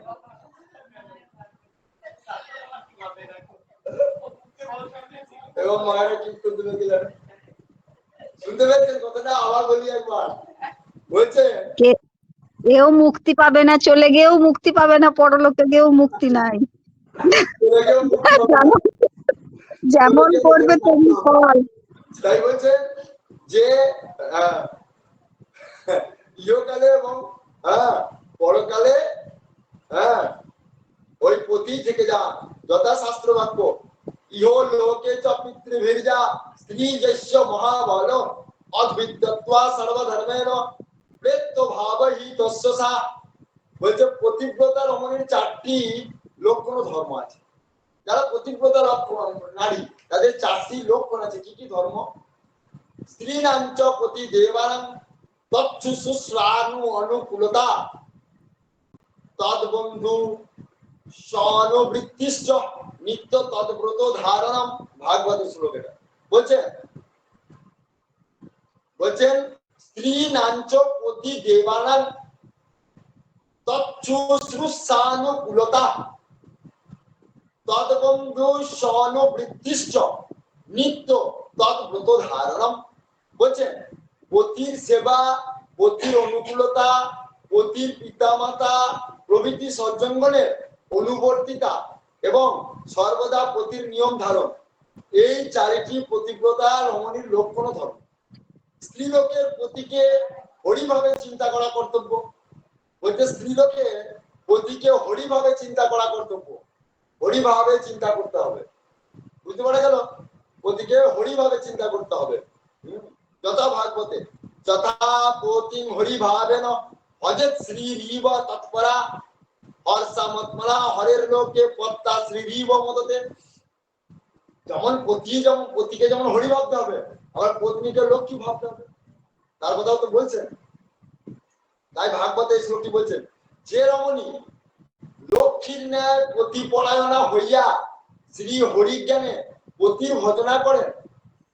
দেখুন, যে রমণী লক্ষ্মীর ন্যায় পতিপরায়ণা হইয়া শ্রী হরি জ্ঞানে মানে হরি স্বরূপে পতির ভজনা করেন, তিনি লক্ষ্মীর ন্যায় হরি স্বরূপ সেই পতির সহিত হরিলোকে অর্থাৎ বৈকুণ্ঠ লোকে আনন্দ অনুভব করিয়া থাকে। বোঝা গেল? বুঝে গেল? জয় গুরু রাধেশ্যাম। তাহলে এইখানে আজকে আমাদের আদর্শ রূপরেখা। জয় গুরু রাধেশ্যাম।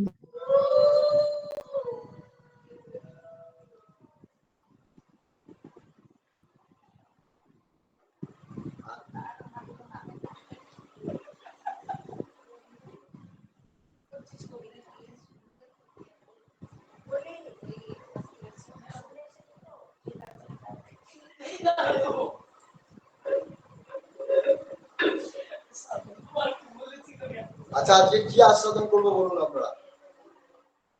কি আস্বাদন করা যায় আজকে?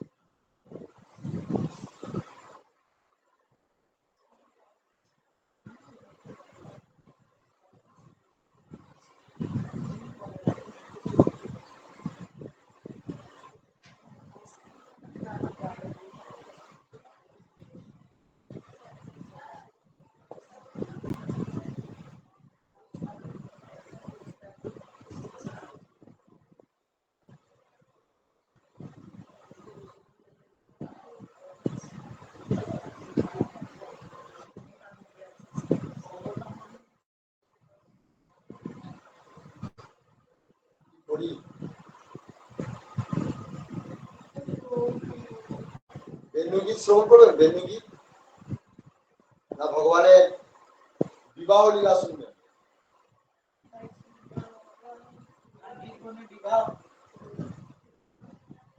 না ভাঙ্গিবন করে এটা ওনার এগুলো হচ্ছে, এটা আমার বৃন্দাবন না, দ্বারকা, দ্বারকার বিবাহ লীলা। কিভাবে তিনি কৃপা করেছেন? বেণুগীত, বেণুগীত মানে বাঁশি, ভগবানের বাঁশি মহিমা সম্বন্ধে একটা আছে। হ্যাঁ, যুগল গীত আছে, যুগল গীত আছে, বলবো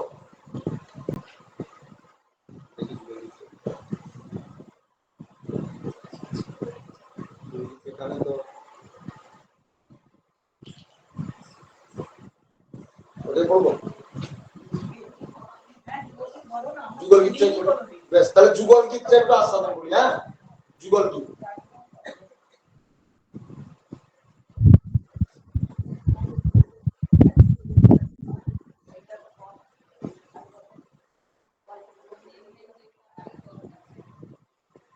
অনেকটা আছে তো, গুনগুন তাই তো। হ্যাঁ, যুগল গীত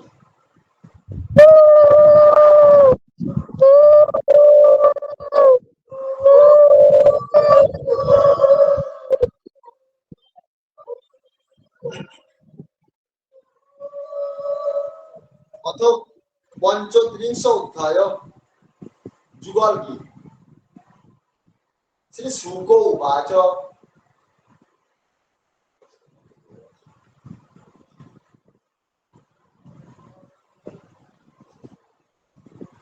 ঠিক আছে, দুদিন লাগবে। শ্রী শুক উবাচ, সুখদেব গোস্বামী বলছেন, গোপ্য কৃষ্ণে বনম জাতে তম অনুদ্রুত চেতস কৃষ্ণ লীলা প্রাগয়ন্ত নির্নুতুক্ষেন বাসরাম। শ্রী সুখদেব বললেন, পরীক্ষিত, ভগবান শ্রীকৃষ্ণ গোচারণের জন্য দিনের বেলা বনে চলে গেলে গোপীদের চিত্ত তারই সঙ্গে চলে যেত। চিন্তা করুন, মানে ভগবান গোচারণে, ভগবান গরু নিয়ে যাচ্ছে, চলে গেলে কি হবে, গোপীদের চিত্ত, গোপীরা ঘরে কাজ করছে, সবকিছু করছে, কিন্তু তার মন ওই ভগবানের সঙ্গে চলে যেত, মানে ঘরের সাথে দেহটাই থাকতো। তাই বলছে তাদের মানুষ লোকে শ্রীকৃষ্ণই বিরাজ করতে।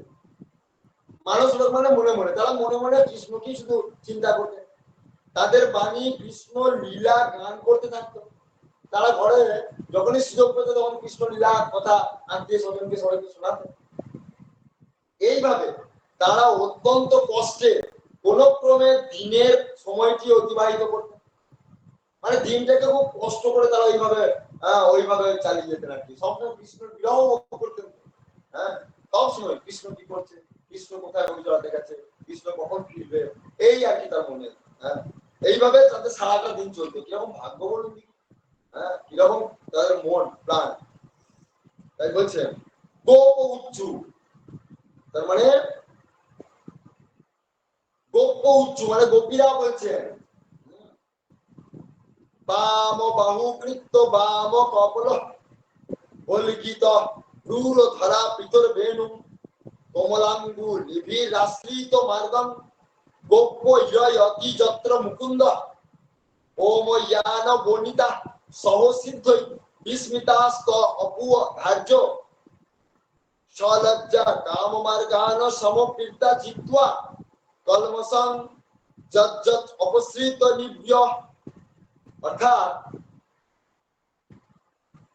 গোপীরা বলছেন দিবসকালে নিজেদের মধ্যে এইভাবে কৃষ্ণলীলা প্রসঙ্গে, অর্থাৎ গোপীরা নিজেরা সবাই এক জায়গায় জড়ো হয়েছে, আর তখন নিজেদের মধ্যে বলছেন, কি বলছেন, মানে এক সখী আর এক সখীকে বলছেন, জানিস সখীরা, আমাদের শ্যাম সুন্দর মুকুন্দ যখন তার বাম কপল, হ্যাঁ, বাম বাহু মূলে লগ্ন করে, অর্থাৎ মুখটি বাঁ দিকে ঈষৎ ফেলিয়ে, হ্যাঁ, ভুজগল কখনো উন্নমিত কখনো বা নমিত করতে করতে অধর সংযুক্ত মোহন বেনুর ছিদ্রগুলিতে নিজের কোমল অঙ্গুলি সঞ্চালনের সঙ্গে সঙ্গে তাতে অপরূপ মধুর টান তোলেন। আহা দেখুন ধ্যান হয়ে যাচ্ছে, দেখেছেন ধ্যান হয়ে যাচ্ছে না আমাদের। হ্যাঁ, বাম দিকে হেলে তিনি বাঁশিটি ধরে হ্যাঁ যখন টান দিচ্ছেন, গোপীরাই আলোচনা করছেন, দেখুন ধ্যান হয়ে যাচ্ছে।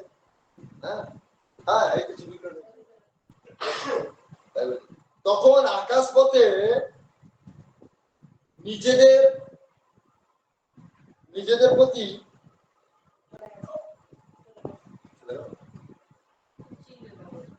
এখানে একটি আমাদের বেলপাতাতে 5টি পাতা জানেন তো আশ্রমের, সব ইয়ে হয়ে গেছে, পুরো হয়ে গেছে। আপনাদের দেখিয়ে দিই, ভাগবতের মধ্যে রয়েছে। এটা এখন 3টে আছে, আর 2টো পাতা কোন দিকে চলে গেছে। আমাদের এই গাছে 5টি পাতা হয়েছিল, 5টি পাতা, অনেক কয়েকবারই পাওয়া গেছে, তার মধ্যে এই পাতাটা রেখে দেওয়া হয়েছে, দীর্ঘ সময় থেকে রাখা আছে। আপনারা দেখুন, দেখে নিন, এটা টুকরো টুকরো হয়ে গেছে, বহুদিন কাল হয়ে গেছে। জয় গুরু রাধে শ্যাম। জয় গুরু রাধে শ্যাম, জয় গুরু রাধে শ্যাম। জয় গুরু রাধে শ্যাম, তখনই দেখেছিলাম এটা 5টি পাতা। জয় গুরু রাধে শ্যাম তখন দেখেছিলাম। হ্যাঁ হ্যাঁ হ্যাঁ, দেখেছিল। হ্যাঁ হ্যাঁ হ্যাঁ, ঠিক ঠিক, তোমরা দেখেছিলে, মনে আছে। আচ্ছা, তাহলে বলছেন সেই গোপীরা কি করছে,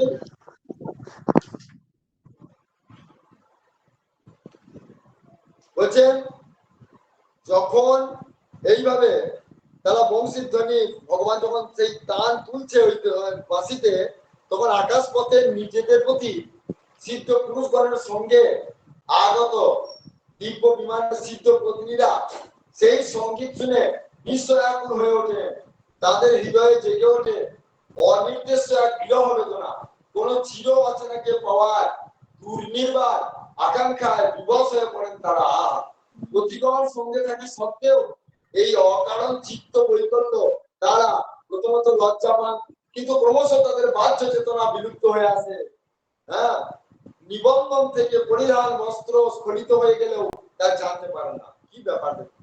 হ্যাঁ, বলছে যে ওই গোপীরা বলছেন, বলা বলি করছেন যে ভগবান কৃষ্ণ যখন শ্যামসুন্দর যখন গরু চড়াতে গেছেন, সেখানে গিয়ে কি করছেন, তিনি তো সখাদের সঙ্গে গিয়ে কোন সখার কাঁধে একটা হাত রেখে বা একটা লাঠির উপরে আঘাত রেখে বাঁ দিকে হেলিয়ে যখন বাঁশির ধ্বনি যখন ফুৎকার দিচ্ছে, তো সেই সময় দেখছি যে ওই ফুৎকারের আওয়াজ শুনে হ্যাঁ হয়তো কোন সিদ্ধ পুরুষেরা তার সিদ্ধ প্রতিনিধিদের সঙ্গে যাচ্ছে।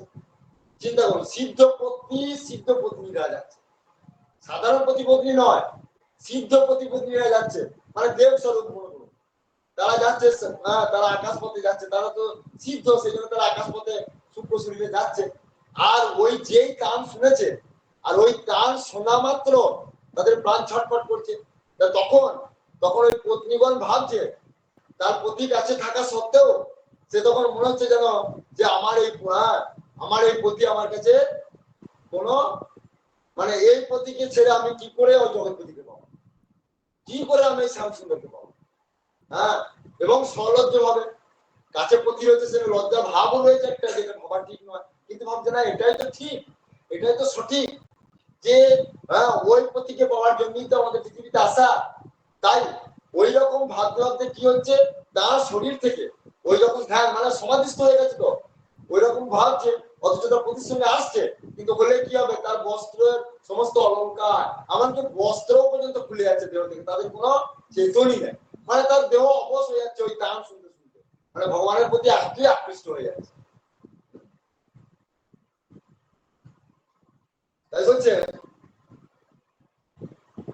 হস্ত চিত্রম বলা শ্রীনুতেদম হার হাস উরসি স্থির বিদ্যুৎ নন্দ সুনয় রাতা মার্তং জনানং নর্মদো জর্ষি উপজিত বেনু বৃন্দস বীর্য বিষা মৃগ গাব বেনুবাদ্য হৃদ চেতস আরা দন্ত দষ্ট কবলা হৃত কর্ণা নিদ্রা লিখিত চিত্রমি বানস। অর্থাৎ এই আরো এক আশ্চর্যের কথা শুনতোরা গোপীরা বলছে, মানে তারা দেখতে পাচ্ছে এগুলো, ওই সিদ্ধ পুরুষদের এরকম দেখছে আকাশ পথে এরকম অবস্থা হচ্ছে। আবার আবার গোপীরা আবার বলা বলি করছে, বলছে এই আরো তোরা এক আশ্চর্যের কথা শোন, দেখ ওই অবলারা বলছে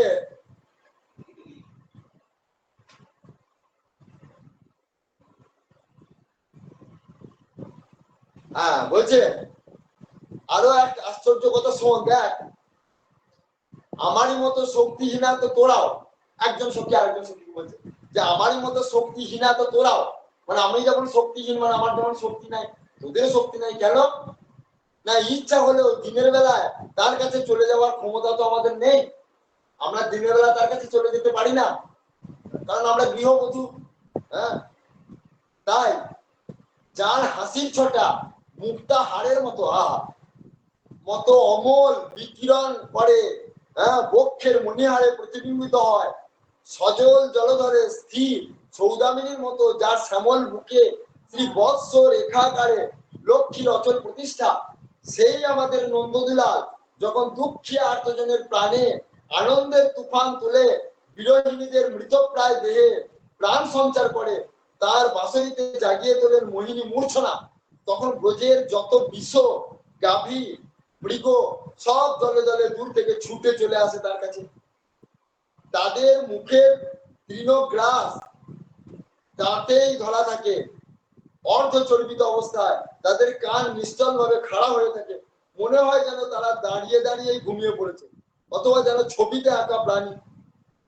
তাই অবশ্যই স্বাভাবিক, এটাই তো সবার স্বাভাবিক, কারণ তখন তো তাদের চিত্ত চুরি হয়ে গেছে, সেই বেনুর স্বরে বহির্জগতের কোনো বোধই তখন নেই তাদের। চিন্তা করুন কি বর্ণনা দেখছেন, ভাগবত শ্রেষ্ঠ কেন? এই দশম স্কন্ধ হচ্ছে ভগবানের হাস্যযুক্ত মুখ, দশম স্কন্ধ হচ্ছে ভগবানের হাস্যযুক্ত মুখ। হ্যাঁ, তাহলে সেটা শ্রেষ্ঠ। তাহলে ভাগবত কত দিকে কি মানে বলে মানে এর বর্ণনা প্রকাশ করা যায় না, যেই বোঝে সেই বোঝে। বলছে না মিষ্টি কেমন কেমন মিষ্টি সে আর বলা যাবে না, যে খেয়েছে সে বুঝতে পারবে। সেরকম এই ভাগবতের রস আর সাথে রসিকা মুভি ভাবুকা, একমাত্র রসিক ব্যক্তি ভাগবতের মর্ম বোঝেন। নিগম কল্পতরুর গলিত বলুন, এটা তো বেদ গাছের নির্যাস ফল, সেটা কে পান করবে? যারা নিষ্কাম চিত্ত, যাদের যাদের গুরুর অবহিত কি দয়া, যাদের মন ভাগবতে ভিজেছে, যারা গুরুর আদেশ পালন করতে পেরেছে, যারা গুরুর কথা বিশ্বাস রেখে ভাগবত আস্বাদন করছে, তাদেরই ভালো লাগবে।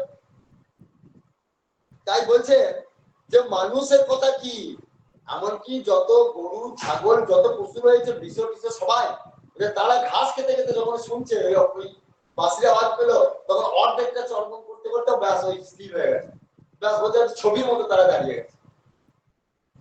আর কেউ ছুটে এসে যখন তার কাছে এসে পৌঁছে, ছুটে এসে ওইখানে স্থির হয়ে গেছে ছবির মতো, মানে সমাধিস্থ হয়ে গেছে একবার তারটা।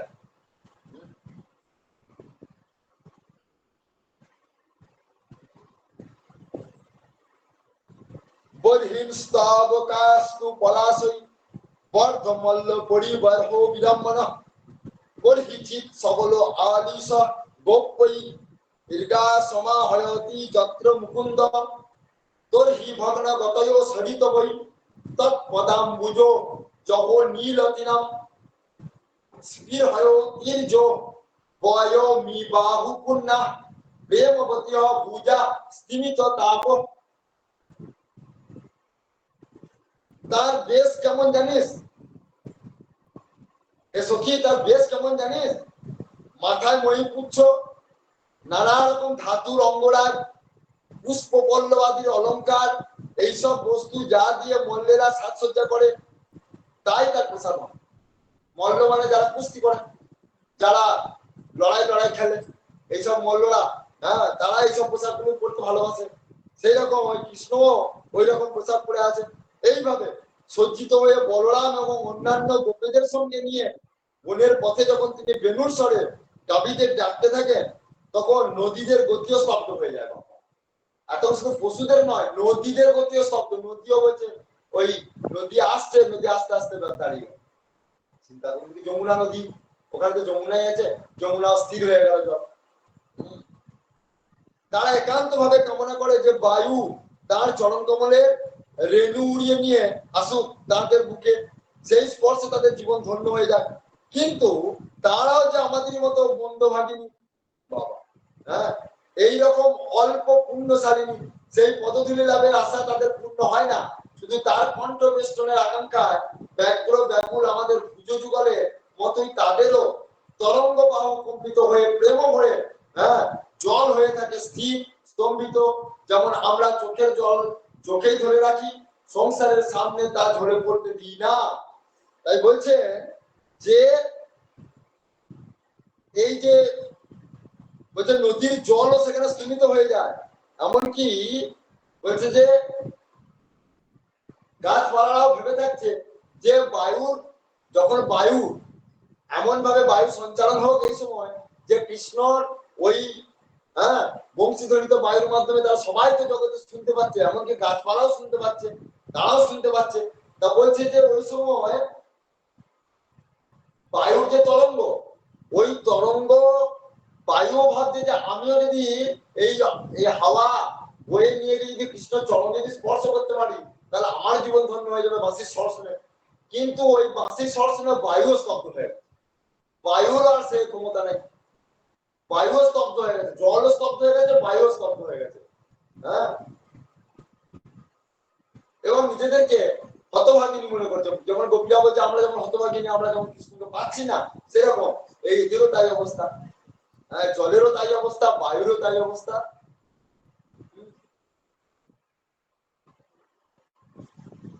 অনুচরেই সমনুবর্ণী বতীর্যা আদি পুরুষ ইবা চলভূতি অনুচর গৃহী তটেষু চলন্তি বেণুর নাহ অত্যই গাস সদা গৃহ বনলতাস্তরব আত্মনি বিষ্ণু পাঞ্চয়ন্ত ইব পুষ্প ফলাঢ্য প্রণত ভার বিটপা মধুধারা প্রেম ইষ্ট নতৌব বৃষোসো স্ম। অর্থাৎ বলছে বৃন্দাবনচারী গোবিন্দ চলেন, সঙ্গে চলে তার অনুচর গোপালকের দল, গান করতে থাকে তার অন্তর অনন্ত বীর্য মহিমা, মানে তার সঙ্গে যে সকল গোপালকেরা রয়েছে তারা সবাই তারই গান করতে থাকছে, মানে কৃষ্ণেরই সবসময় গুণগান করতে করতে তারা গাচ্ছে। ঠিক যেন অচিন্ত শক্তি নিত্য শ্রী সম্পন্ন আদি পুরুষ ভগবান নারায়ণের অসীম বিভূতি বৈভবের স্তুতি করতে করতে তার অনুগমন করছেন দেবতা বৃন্দ। মানে এমন ভাবে তারা গুণগান করছে, এই রাখাল বালকেরা মনে হচ্ছে যেন দেবতারা নারায়ণের সঙ্গে সঙ্গে রয়েছে, দেবতারা নারায়ণের সঙ্গে সঙ্গে যেন নারায়ণেরই স্তবস্তুতি করছে। এটা গোপীরা দেখছে আর এটা ভাবছে। হ্যাঁ,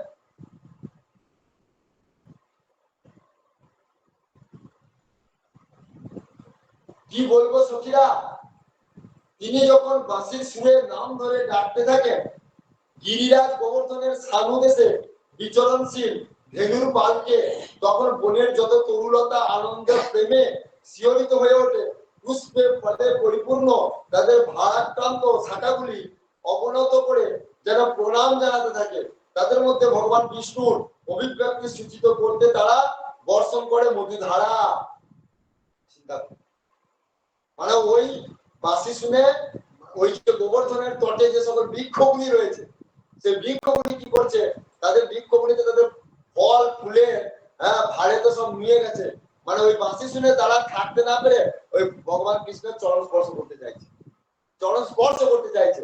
আর তখন কি হচ্ছে, ওই ফুল থেকে তাদের মধু ঝরা পড়ছে, মানে যেন তারা কৃষ্ণকে বর্ষণ করছে মধু। আর বুঝা গেল, কৃষ্ণকে যেন মধু পান করে, মানে মধু তার চরণেতে ওই কৃষ্ণ ঝাড়ার মতো ধরছে, মানে এটা তারা ওই মধু মানে ওই ফুল থেকে তারা ঝরাচ্ছে গাছগুলি এবং সেটি কৃষ্ণের চরণে নিবেদন করতে চাইছে।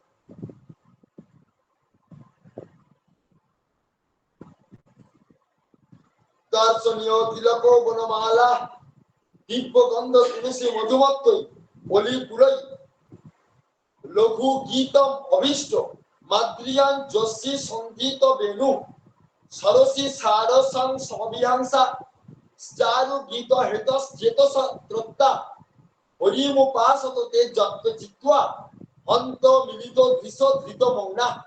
অর্থাৎ আমাদের সকলের নয়নানন্দ, জগৎ সংসারের সকল দর্শনীয়ের মধ্যে সর্বোত্তম শ্যাম সুন্দরের তুলনা তিনি নিজেই। তার শ্রীবিগ্রহের একটি অঙ্গে বা প্রত্যঙ্গে, এমনকি তার শরীর মন্ডন করার অংশ বিশেষত প্রতি দৃষ্টি নিবদ্ধ করেই জন্ম জন্মান্তরে কাটিয়ে দেওয়া যায় নাকি বল তোরা? বলছে তার গোটা অঙ্গের একটা অঙ্গ, একটা শুধুমাত্র কিছু অঙ্গ, কেবলমাত্র যদি তার নখ যেমন ধরা হোক, কেবলমাত্র তার চোখ, কেবলমাত্র তার নাক, কেবলমাত্র তার বোঝা একটাও যদি অঙ্গ যদি তার যদি স্থির ভাবে যদি আমরা চিন্তা করি, তাতেই আমাদের জীবন ধন্য হয়ে যাবে। বল তোরা? তাই বলছে। আমার তো মনে হয়, কোন সখী বলছে, আমার তো মনে হয় শুধু তার ললাট তিলকটি উজ্জ্বল রেখায় মানুষ পটে অঙ্কিত করে তাতেই নিবিষ্ট নেত্রে অনন্তকাল মগ্ন থাকা যায়। বলছে আমার মনে হচ্ছে শুধুমাত্র কপালের ওই যে তিলক রয়েছে, বলছে ওইটা দেখি আমার সারাটা জীবন যেন চলে যায়। বলছে তার সঙ্গে মেশারও আমার দরকার হবে না, আমাদের দরকার বলছে মিশতে তো আমরা পারবোই না। হ্যাঁ, তাকে তার সঙ্গে কি মেশা যায়? আমরা গৃহবধূ কি করে মিশবো? তাই আমাদের এই জন্য সম্ভব না। তাই কি করতে হবে?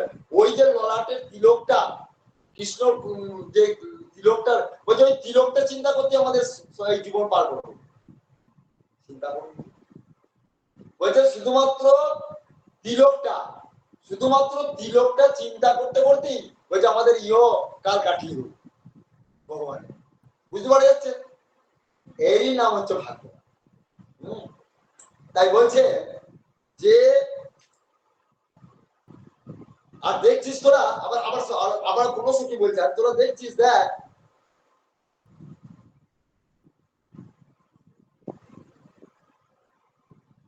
তার গলার যে গুণমালা, গাঁথা তুলসী দল এবং অন্যান্য ফুলে এমন অপূর্ব দিব্য গন্ধ এবং মধুর সমারোহ যে তার আকর্ষণে মত্ত হয়ে ভ্রমণের দল সেই মালার সান্নিধ্য ছেড়ে যেতে চায় না। হ্যাঁ, মালার সান্নিধ্য ছেড়ে বলতে সেই মৌমাছির দল আর যেতে চাইছে না। হ্যাঁ, তাদের শ্রবণরঞ্জন উজ্জ্বল গুঞ্জনের প্রতি নিজের সাদর অনুমোদন জ্ঞাপন করি। হ্যাঁ, যেমন তিনিও নিজে অদরে সংযুক্ত করেন তার বেনু। আর আহা কি বলবো সখীরা, তখন সেই মোহন সঙ্গীত সরোবরের সারস অংশ প্রভৃতি যত জলচর পাখিদেরও এমন ভাবে হৃদয় হরণ করে যে তারা বিবশ হয়ে সেই বংশীধারীর কাছে এসে উপস্থিত হয়। তার মানে কি, একদিকে যেমন মৌমাছি গুলো বলছে, একদিকে যেমন ভ্রমরগুলি যখন এই মালার টানে আসছে, মালার টানে এসে তারা সেখানেই থেকে যাচ্ছে, স্থির হয়ে যাচ্ছে, তাকে আর ছাড়তে চাইছে না। আমার বংশী ধ্বনি শুনে কি করছে, সরস ওই পাখিগুলি, সরস আর প্রকার পাখি, হ্যাঁ, সেখানে দেখা যাচ্ছে যেমন অনেক সময় পাতি হাঁস আছে না, অনেক সময় পাতি হাঁস, রাজহংস, এই সকল অনেক রকম যে হাঁস আছে না, বলছে সেইগুলি সব যমুনা হয়তো চলছিল, তারা সব কেউ উঠছে, কেউ হয়তো ওখানে জলে চড়ছে, যে বাঁশির আওয়াজ শুনেছে সব কৃষ্ণের কাছে চলে এসছে। হ্যাঁ, তাই কত টান তার বাঁশির, কত টান। হ্যাঁ, এবং তার সমীপে এসে তারা চোখ বুঝে নিঃশব্দে একাগ্র চিত্তে বসে থাকে, যেন দেখে মনে হয় বিহঙ্গম বিদ্যুরূপ ব্রতধারী যোগী পুরুষেরা শ্রীহরির উপাসনায় রত। মানে তারা এমন ভাবে ওখানে এসে স্থির হয়ে গেছে, তো মনে তারা যেন যোগী পুরুষ, মানে স্থির হয়ে যেন তাকে ধ্যান করছে, মানে তার দিকে আর চোখ আর মানে অপলক নেত্রে একবারে যেন কৃষ্ণের দিকে তাকিয়ে রয়েছে। এটাই বলতে চাইছেন।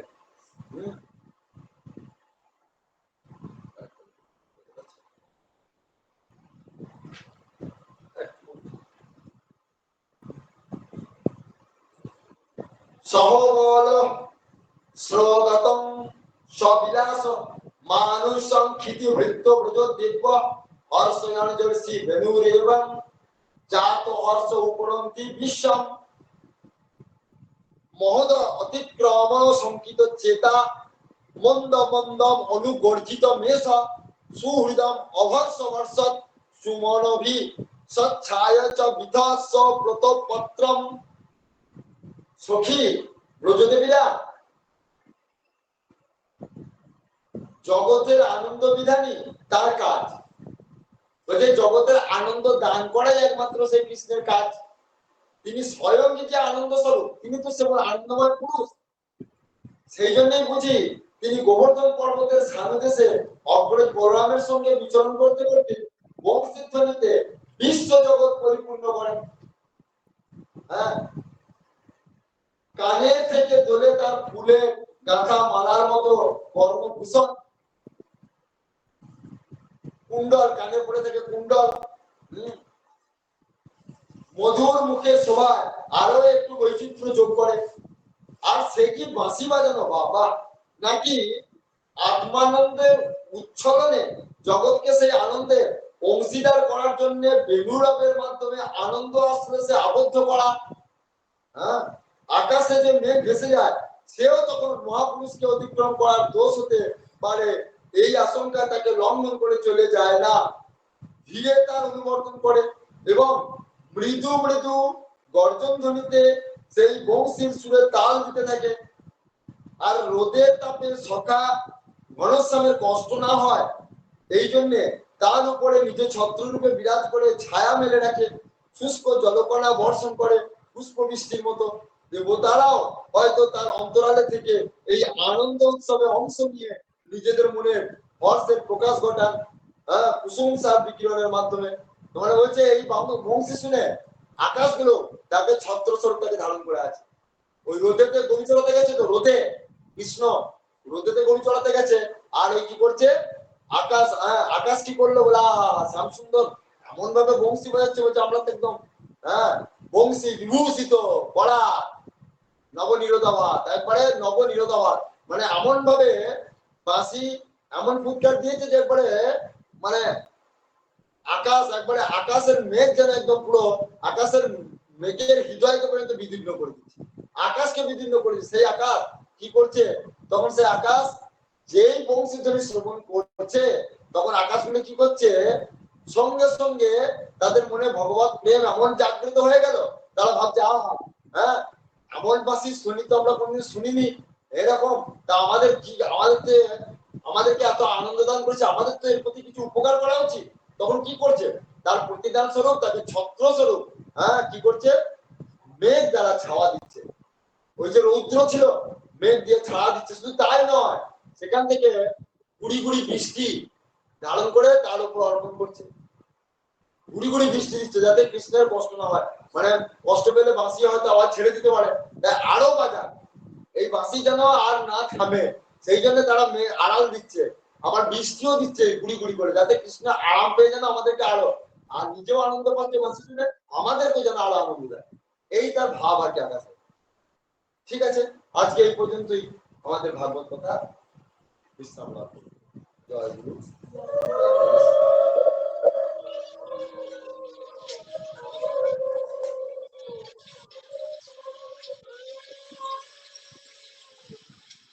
জয় গুরু রাধে।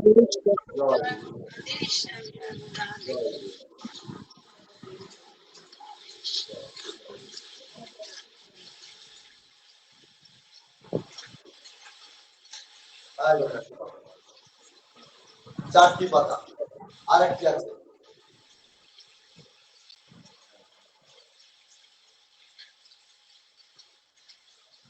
নাম করি রাধে শ্যাম, রাধে শ্যাম, শ্যাম শ্যাম, Radhe Radhe, Radhe Krishna, Radhe Krishna, Krishna Krishna, Radhe Radhe,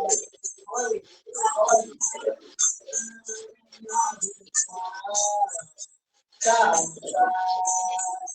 Radhe Radhe, Radhe Krishna, Krishna Radhe Radhe,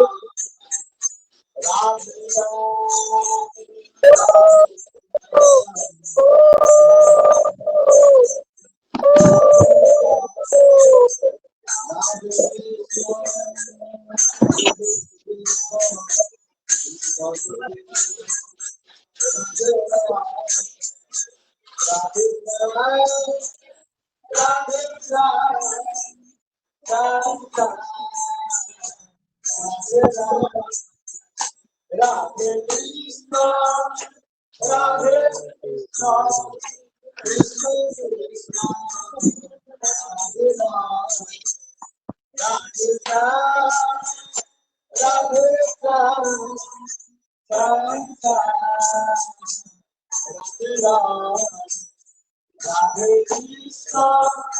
Radhe Krishna, Krishna Krishna, Radhe Ram, Radhe Ram,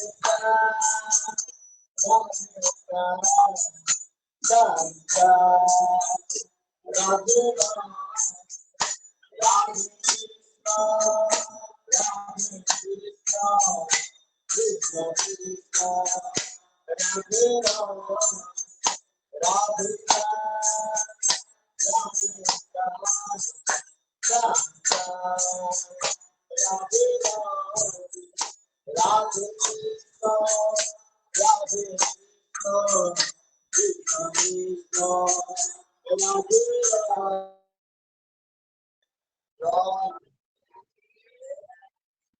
জয় গুরু রাধে सद्गुरु ठाकुर श्री हरिदेव जी की महाप्रभु श्री हरिदेव जी की जगतगुरु श्री हरिदेव जी की आचार्य श्री हरिदेव जी की श्री हरिदेव जी की ठाकुर श्री हरिदेव जी की अखिल भारत भाई भागवत संघ अखिल भारत करुणा मंगल संघ धाम की राय रामचंद्र गुरुकुल आश्रम हेमंत आश्रम की माता उमा शशि देवी की भूषण देव की श्री निम्बार्क भगवान की विभूति धाम की राम की धाम की चैतन्य महाप्रभु की श्री नित्यानंद प्रभु की वृंदावन धाम की श्री वृंदावन धाम की श्याम कुंड राधा कुंड की श्री ललिता कुंड की जय गिरि गोवर्धन जी की जय वृंदावन धाम की वृंदावन धाम की भागवत महापुराण की ठाकुर मंदिर वृंदावली की भगवान सुखदेव जी की भगवान व्यासदेव जी की परीक्षित महाराज जी की जय सुत गोस्वामी जी की सोनक आदि सकल मुनि ऋषि सकल वैष्णव भक्तवृंद की पुरुषोत्तम मास की पुरुषोत्तम भगवान की पुरुषोत्तम भगवान श्री कृष्ण चंद्र जी की पुरुषोत्तम व्रत जी की जय राधेश्याम मोहनाम संकीर्तन की गुरुनाम संकीर्तन की हरिनाम संकीर्तन की जय जय श्री राधा गोविंद प्रेमानंदे हरि हरि बोल हरि हरि बोल हरि हरि बोल जय जुगल किशोर प्रेमानंदे हरि हरि बोल हरि हरि बोल हरि हरि बोल जय श्री श्री हेमंत देव प्रेमानंदे हरि हरि बोल हरि हरि बोल जय गुरु राधे জয় গুরু রাধে শ্যাম। জয় গুরু রাধেশ্যাম। জয় জয় গুরু গুরু রাধে। রাধে জয় গুরু রাধে শ্যাম। জয় গুরু রাধে